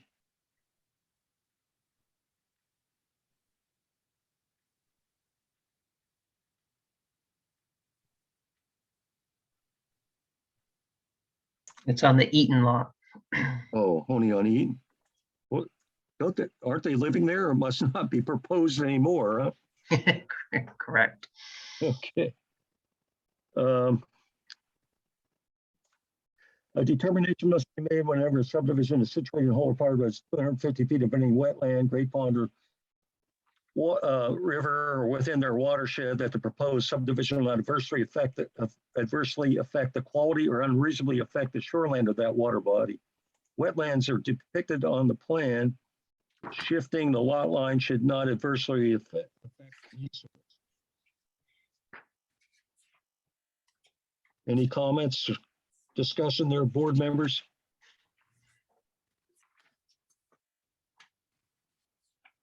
I think it's met. Okay. Map identifying all freshwater wetlands regardless of size, streams and or brooks within abutting the proposed subdivision. We do see that on the plan. That's met. Any estimate of the amount or type of vehicular traffic to be generated on a daily basis and at peak hours. Boundary line adjustment only, not applicable. Statement of adequate financial capacity to complete the project. Once again, boundary line adjustment only, not applicable. Okay. Folks, I'll take a motion, find the application complete or not complete. And if we complete with certain conditions here, I'll move that we find it complete, subject to the conditions that we've requested and the applicant has agreed to furnish us. I'll we have a second. Okay, motion and a second Second. on the table to find the application is complete, subject to the conditions. Any discussion? Tom, are you clear of what we're asking for? Let me see, I'm gonna add a note for the Kellytown right-of-way width. Yep. 10-foot contour intervals. I'm gonna add some names of lots that have been sold within the Gott subdivision.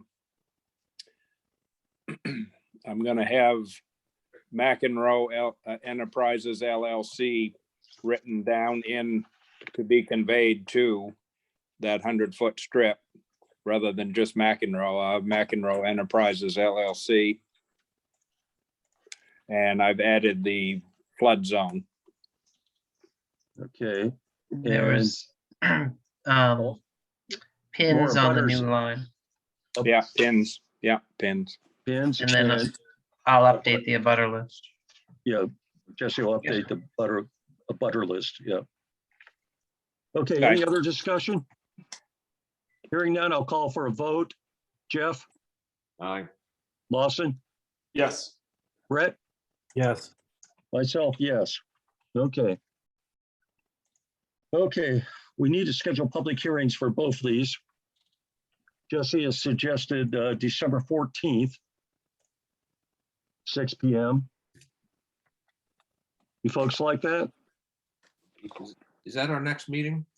Yes, It's our next meeting, yes. So we don't have one on the 23rd? correct. No, this is the only one in November, or, scheduled meeting in November. Okay. I'll move these two matters we put forward for a public hearing at 6 p.m. on the December 14th.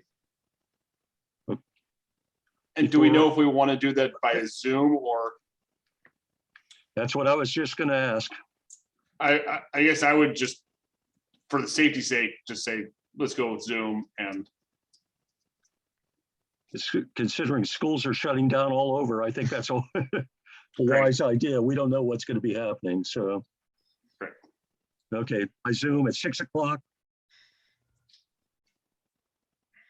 I'll second it. Motion to second on table to schedule public hearings on the subdivision amendment to him and Sylvia Gott subdivision and the Alder Lane subdivision, 6 o'clock, December 14th by Zoom. All in favor, Brett,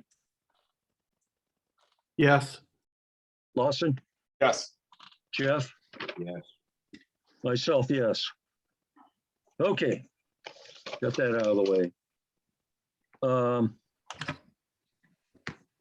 Before you forget, do you want to do the minutes The now? minutes, I was just looking at that. Yeah, we said at the end of the last thing, but we can do it now.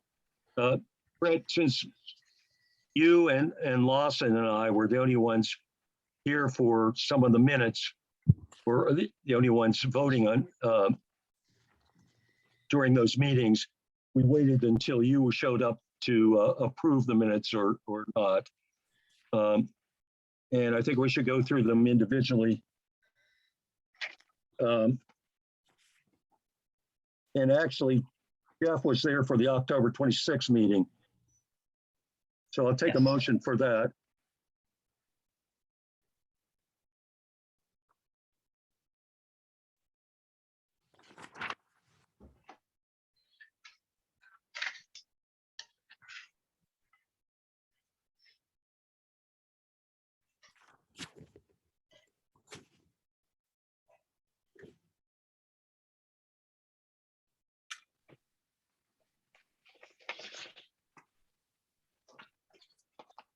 I think we have people reading minutes here. Hmm. I did, this is a little picky, but unfortunately in the English language, we deal with homonyms a lot. I found on page 3, C, 8C, site distances was SITE and should be SIGHT. And I saw somewhere else where that was actually spelled correctly. And then on page 4, motion C2, I was confused. The sentence reads partially in that the point of access and egress must be located to avoid hazardous conflicts with existing turning movements and traffic flows as evidenced by the fact that the entrance is 500 feet from the Kellytown Road and Clark Point Road and site Diane Morabito. Is that, I think what's meant is CITE there. Is that correct? Yes, I think that's what it should say. Yep. Okay. That's all I saw there. Sorry, Jan. You did a great job. If, I'll take if a mo- if a Go ahead. motion, if a motion's made and there's no second to it to reflect it in the minutes, It did. I believe, although the minutes I looked over, there was no second. Usually there is. Where did we do that? no, I moved that meeting that we go over to November 9th for the next meeting, but no one second, and then we went on to Brett's motion to schedule the 27th, and that passed. Oh, okay. Good catch. I guess that should be included. Anybody see anything else? No. Okay, I'll take a motion to amend the minutes for October 26th. I'll make a motion to approve the minutes as amended for October 26th. Have a second? Okay, motion second on the table to approve the minutes of October 26th as amended. All in favor, or I'll call for a vote. Brett, Yes. Lawson, Yes. Jeff, Yes, myself, yes. Okay. Now it's just Brett, Lawson, and myself. October 27th. I didn't see anything.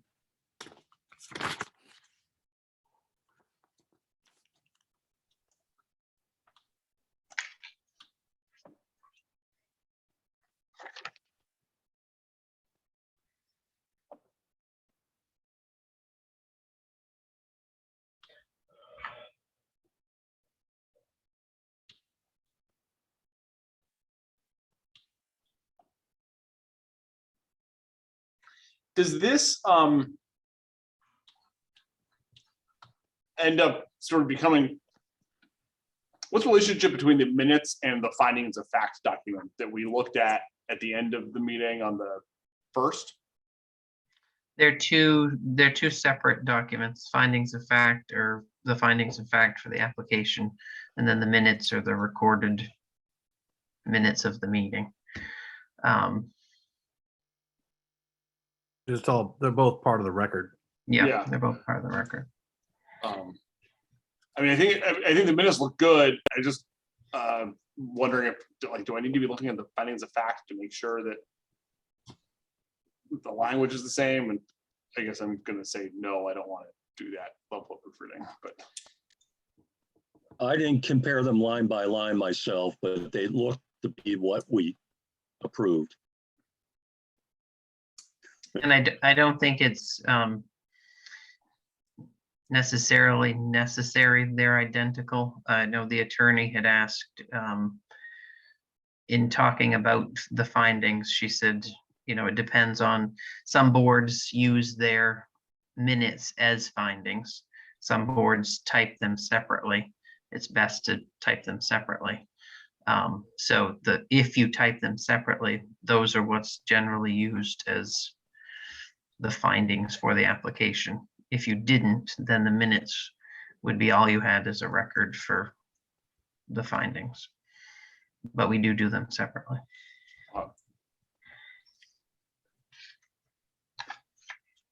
I'll make a motion to approve the minutes of the planning board meeting on October 27th, 2021 as drafted. I'll second. Motion and a second on the table to find the minutes for October 27th, 2021. Approve the minutes of October 27th, 2021 as drafted. Any discussion? Hearing none, I'll call for a vote. Brett, Yes. Lawson, Yes. myself, yes. Now on to November 1st. I didn't see anything there once again, but maybe you folks did.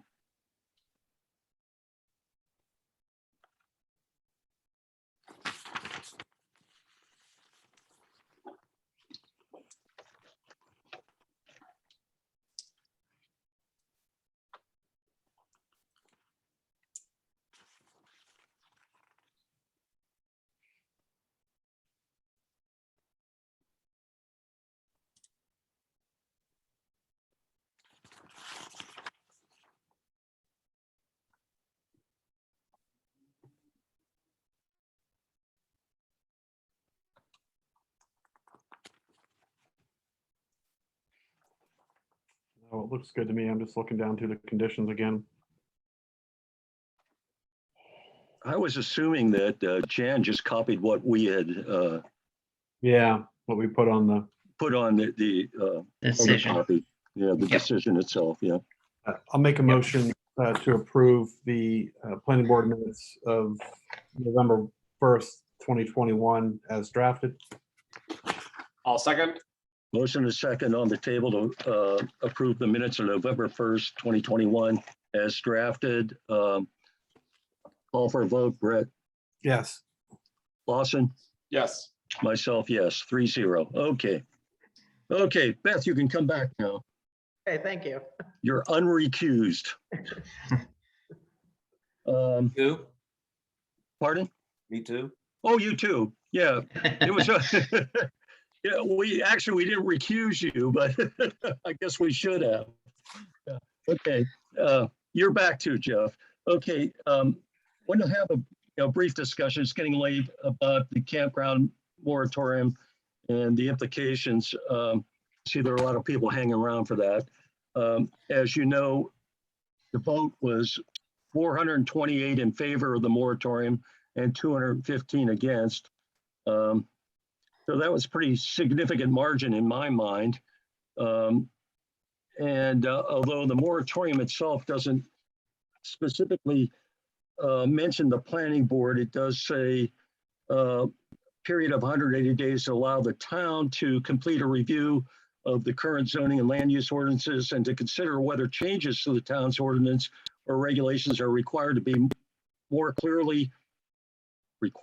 clearly address the impacts of new campground development upon public facilities and to prevent serious public harm from excessive campground development.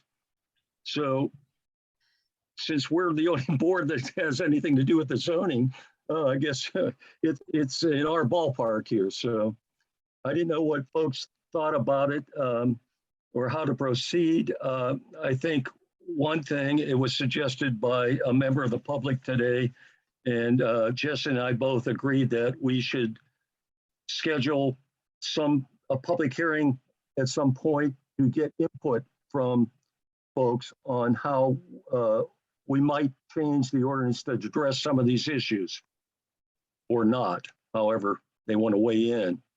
And I would suggest maybe we do that sooner rather than later, because there is a timeline here, 180 days, although it can be extended by selectmen for another 180 days. That 180 days, by my calculation, is up May 1st. Yep. So we're extended to be October 28th. So I don't know. What do you folks think?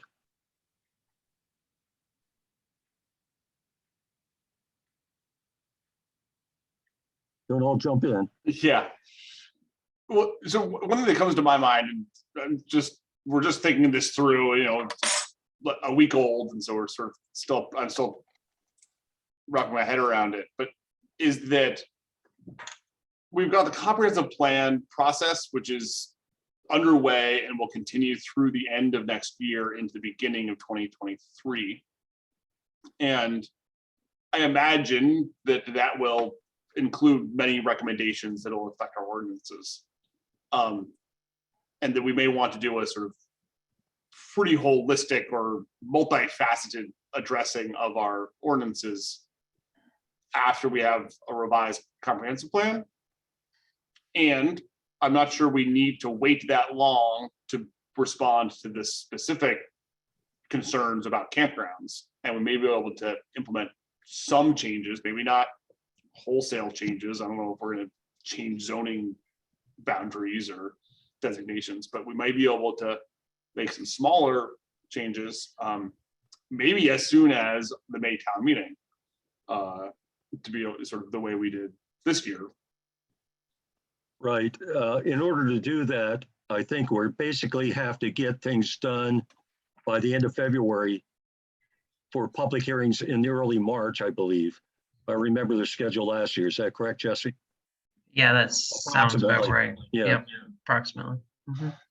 Yeah, so you said by the end of February, we'd have to have like draft language ready to Right. publicize, right?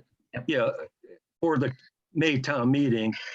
Also, if you want to hold off for the 180 days, if that happens, if we're not making enough progress and selectmen okay, it could be on the November ballot. And also it could be at a special town meeting if the selectmen want to go through the expense to do that. So Now, is this just a change in our ordinance book campgrounds? Is it going to be retroactive to other campgrounds that already exist or only to new campgrounds? any ordinance changes would not be retroactive, no. Correct. It would be to new campgrounds applications. Anything that It was came in submitted. after New voters project. approved the changes. Yeah. If that happens, yeah.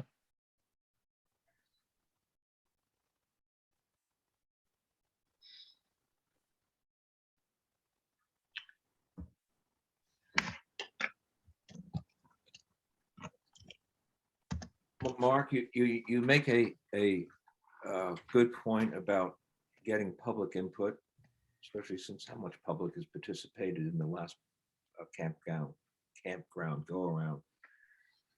But I think and earlier the better is another good point, because we are under a 180-day gun and don't know which way the selectmen might want to go with that, with an extension. So going into a public hearing, I think we as a board should sort of make a laundry list or a outline of issues that we see. I mean, we know what issues were wrestled with through this whole 10-month process with the last application. And, just for example, we can look at what a campground is and define campgrounds. And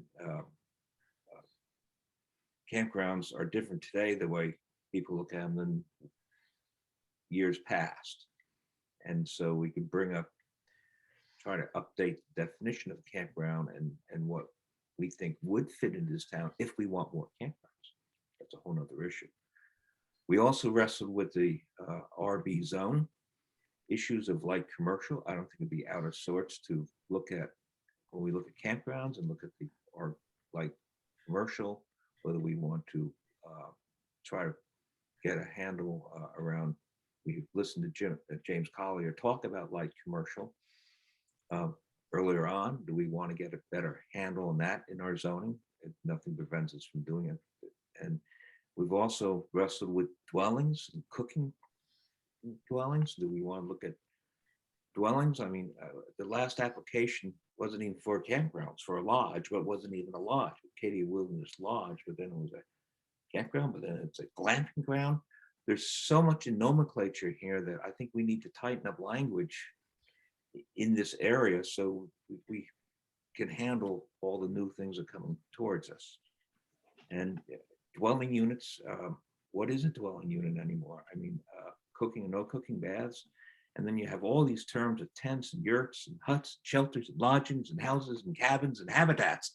They all can be used in different ways. I think we need to work on that kind of language so if we do want to go forward more campgrounds, there's not ways to wiggle around our language as to what we think is okay for our town.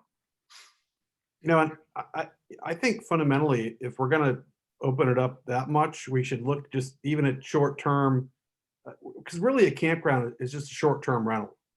So if that's the concern, I mean, that's what's going on. It's someone who has a big enough piece of land so that they can build short-term rentals. And so if you're gonna look at that, we need to open it up, and I think look at short-term rentals, comprehensively in town and see whether that's something. Transient housing. Yeah. Yeah. I mean, the issue to me, and I think you folks will agree, isn't campgrounds. The issue is the conflict between certain commercial uses in a residential business zone against the residents. As people move into neighborhoods, they think we live in a nice, quiet residential neighborhood, but yet a lot of things are allowed there. I mean, our RB zone allows industrial use. What industrial? Look at the definition. It's pretty wide open right there. It allows transient accommodations like hotels, motels, cabins. Well, when is a campground not a campground? I think we'll soon find out. We're going to be approached with that argument soon. So, and then again, as Lawson said, we've got the comprehensive plan process, but that's, let's face it, that's not going to be done until May 2023 at the earliest. Yeah, I mean, the interesting thing about the light commercial to me, and Jeff, you may not have been at that meeting, it actually wasn't even a factor in the campground decision because it's not a standard. And if you look at, in the site plan sets forth what uses are permitted within that zone and campgrounds are. So you didn't even get to you didn't even, actually, it wasn't anything we even considered, whether it was light commercial or not. So, yeah, I think we open it all up. I mean, to Lawson's point, though, I don't know if you can do, it's interesting that we have a comprehensive plan review and a task force ongoing at the same time, in parallel with what looks like to be a comprehensive review of the ordinance by the planning board on a 180-day time frame. Whereas when you do a comprehensive plan, it's a 2 or 3 year, it's a 2.5 year endeavor. So it'll be interesting to see how it plays out. Right. I mean, Yeah. we do have the, I wonder if it's possible to use, obviously do public hearings, but we have the surveys back. Like, I don't know if that's data we can access for this or not. I don't know. Well, I was going to mention that. Yeah, I thought it was pretty clear in there of what the respondents at least wanted or saw about the issue we're talking about. I don't want to go into a lot of detail there, but because I only took a quick look at it, but it seemed pretty clear that there was a movement to preserve the rural nature of the town somewhat. Hate to maybe use that phrase, but I wonder, I mean, I think Brett's got an interesting question about, like, is it even appropriate do we need to wait for the comprehensive plan task force to digest that information and provide the report before the planning board? And it's a little weird because 3 of us serve on both boards, but like, so I don't know. It feels weird to include it and weird not to include it. Yeah. Put the horse before the cart. I think there's some issues we need to deal about sooner than later, though. If we do that, you kind of wonder then what's the point of the comprehensive plan task force? I mean, why even bother? If we do a comprehensive, redo of the plan through this process. Right. Well, yeah, it feels like I'm not suggesting a wholesale redo of our ordinances, but Well, what we're talking about is if you're talking about revisiting the residential business zoning, that's a pretty big, that's not just tweaking a few things on campgrounds. You know, I know, I understand, and I don't think we can accomplish that without some real serious help from a planner or a good legal source. Jesse, is there anything in the town budget that can provide professional guidance, consulting for us as a board in addressing these issues? In the current budget, no. Is there a discretionary, can the selectmen award, do the selectmen have access to a discretionary fund for things that come up during the year that were not covered under the budget? Potentially, yes. I'd have to check. You know, we can wrestle with this a lot, go back and forth, but it would be efficient to have on board, whether it's a professional town planner or an attorney who's familiar with town ordinances to help us through. And Brett makes a point. Yes, we should look at it all. At the same time, we can't look at it all because we're really focusing on what the moratorium wants us to look at, and then wants to look at campgrounds. And there are some tangential issues get sucked into that right away. But a planner or an attorney who's familiar with this I think would be more efficient than us floundering a lot. Even if we have, once we have a public hearing, it may make our floundering worse because the public will bring up many more issues that we didn't think of or complicate what we're trying to do. I think it'll just depend on how comprehensive the proposal would be. As Brett has said, and Lawson, I don't know if they'd have the appetite to spend a large sum on a complete, overhaul when we're in the middle of a comp plan survey, task force process, because there's most likely going to be something at the end of that needs a more comprehensive look. But we can certainly, if you guys come up with a request for that, then I can Well, how take about that to this? them. How about this? Since we have this moratorium and specifically aimed at campgrounds, let's look at that and what we can do there and get some legal advice or some planning advice, and maybe not from the usual suspects. And leave the rest to the comprehensive plan at this point. But I also think, and maybe we can have somebody help us through this too, there are some things we need to address in our ordinances for the next town meeting. And I think we found some of them just in the review of this last campground application, specifically that water quality issue at the property line, some little things like that. Have somebody look at it and maybe suggest some better ways to phrase that or whatever, make it clearer what we should be doing as a board in enforcing those things. Yep. The only thing I wanted to add as a recommendation is where we talked about having a public hearing for public input on suggested changes. All your ordinance changes always require a public hearing after you have drafted them. I would recommend that you hold a public hearing before you draft changes to get input.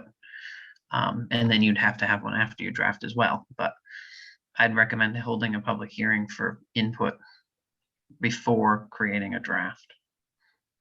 I mean, it's kind of a binary decision, right? At the outset, do you ban them or not? And then if you're not going to ban them, then it's a question of what you require in terms of, to Jeff's point, is it a campground or is it a collection of essentially small houses, and dwellings? And so you've got to figure that out, so people can't park a bunch of small houses and call it a campground. And then if you figure that out and move into the sort of campground space, then it's it's about density and, maybe you try to punch it out so people can't, it's not too so dense. It's, to me, it's not, it's almost like a pick a path, do you ban them or not? If you're not going to ban them, you've got to define kind of what they are and come up with some rules that address the safety and density issues. But it's the question at the outset is, do we want them at all? I mean, and can you ban that kind of use? Or maybe, I don't know. Mount Desert did. Well, that's the threshold. That's the question. Yeah. But then, to me, if you do that, you're still not going to prohibit folks from someone buying a 40-acre piece of land and having a lot size of 1 acre and sticking 35 short-term rental houses on it. You're not. So a lot to think about. But I absolutely agree that a public hearing on the front end is maybe a couple if we can do it. But how do you get more of the community involved? Free pizza? I don't know.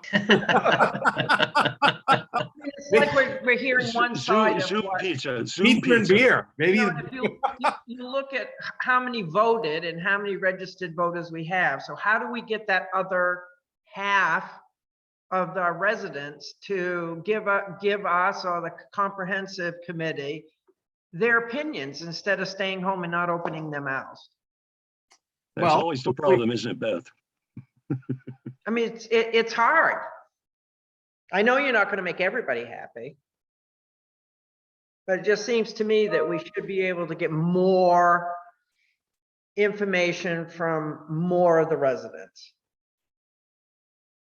Yeah, I mean, I think that's down to, it's participation and it's never perfect, but, and when you have a straight vote on everything like that, it's a little less, not necessarily representative, but it is what it is. And, I think if, in combination with the press and, there's a lot of people here just getting the word out. I mean, we're talking about, at least for some landowners from their perspective on that backside, potentially significantly impacting their rights, and they need to get motivated about it. And if they don't, then they lose them. I mean, that's I just, can't say anything. yeah.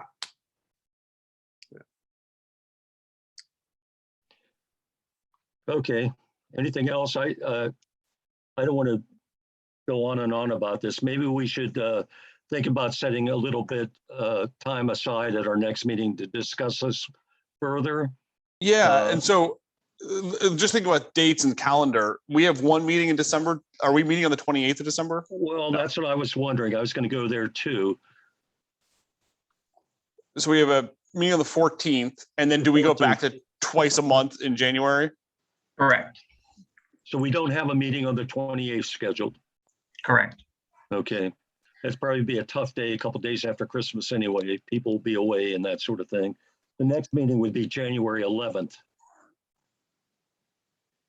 And I mean, because I guess one of the things I'm thinking is that if and when we schedule a public hearing, I would love for us to be able to include some somewhat specific language about the kinds of questions that we want to and that we're asking and that we're looking for feedback on.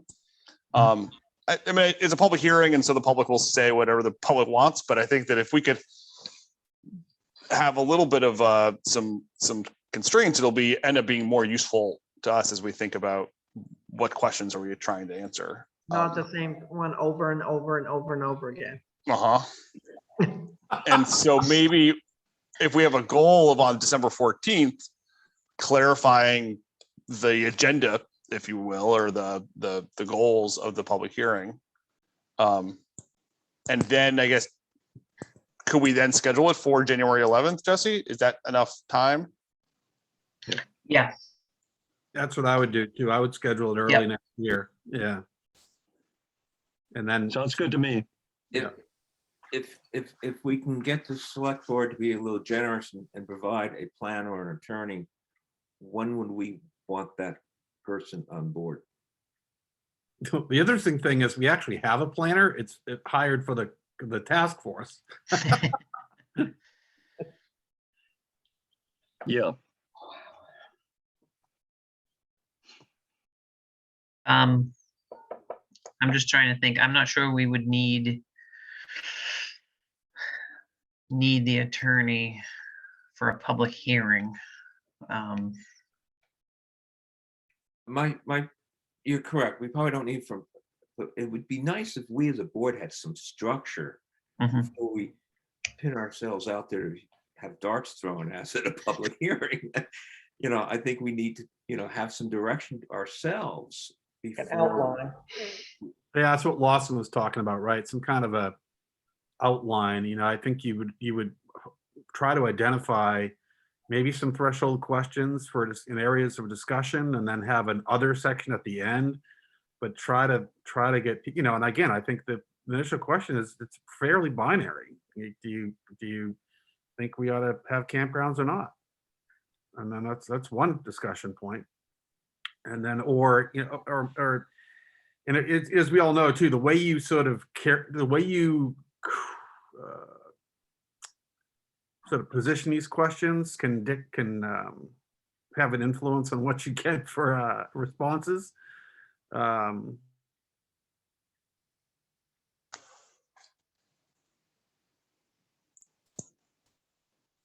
not going to be easy no matter what.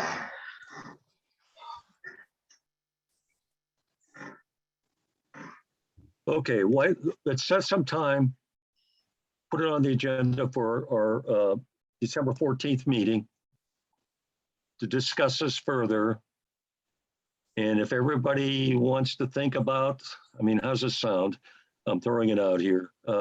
Think about some of those questions we may want to be asking people ourselves, and try to get it together, make that at that meeting. Does that make sense? I know it won't be easy. It will probably. Well, Yeah. Brett makes, the very valid point is yes or no campgrounds first. And then if it's a yes campgrounds, then that opens up a whole nother world of issues to address. Right. And what are those issues? Yeah. That's what we need to look at.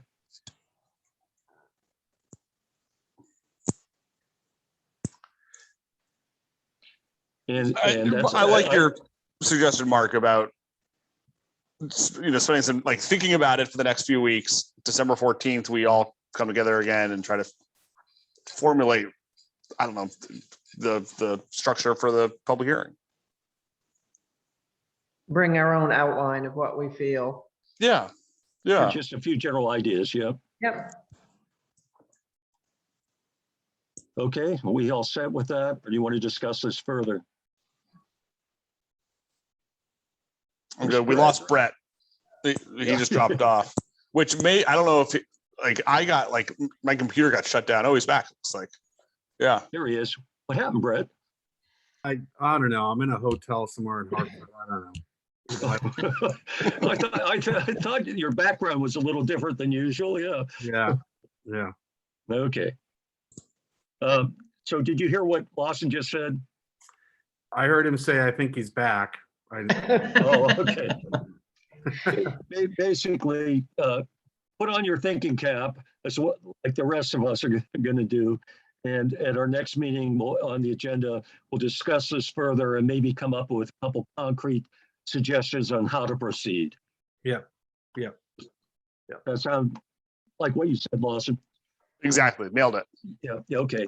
And I think an important component will be getting some input from the public, as well as, maybe they have some suggestions that we won't think of. And also at that December 14th meeting, we'll think about scheduling the public hearing for the 11th or something of January. Sound good? Yeah. Mark, Yeah, I okay. believe you can take the word maybe out of that and say they will have things we didn't think of. Well, hey, it's getting late. Come on. It's 9:18 real time, right? On 11:20. Yeah. So before this meeting gets to be as long as the last one, if there's nobody wants to add anything, I'll take a motion to set the date for the next meeting. So we did public hearings. Set the date for the next meeting, December 14th, 6 o'clock by Zoom, please. So moved. Second, Motion is second on the table to set the date for the next meeting, December 14th, 2021, 6 PM by Zoom. All in favor, Beth, Yes, Lawson, yes. Brett, Yes. Jeff, Yes, myself, yes. Okay, I'll take a motion to adjourn. so moved. Second, Okay, motion is second on the table to adjourn. Call for a vote. Beth, yes, are you sure? I'm positive. Okay, Lawson, yes. Brett, Yes. enjoy your motel room. Jeff, Yes. okay, myself, yes. Okay, good night, folks. Thanks. Bye. Thank you.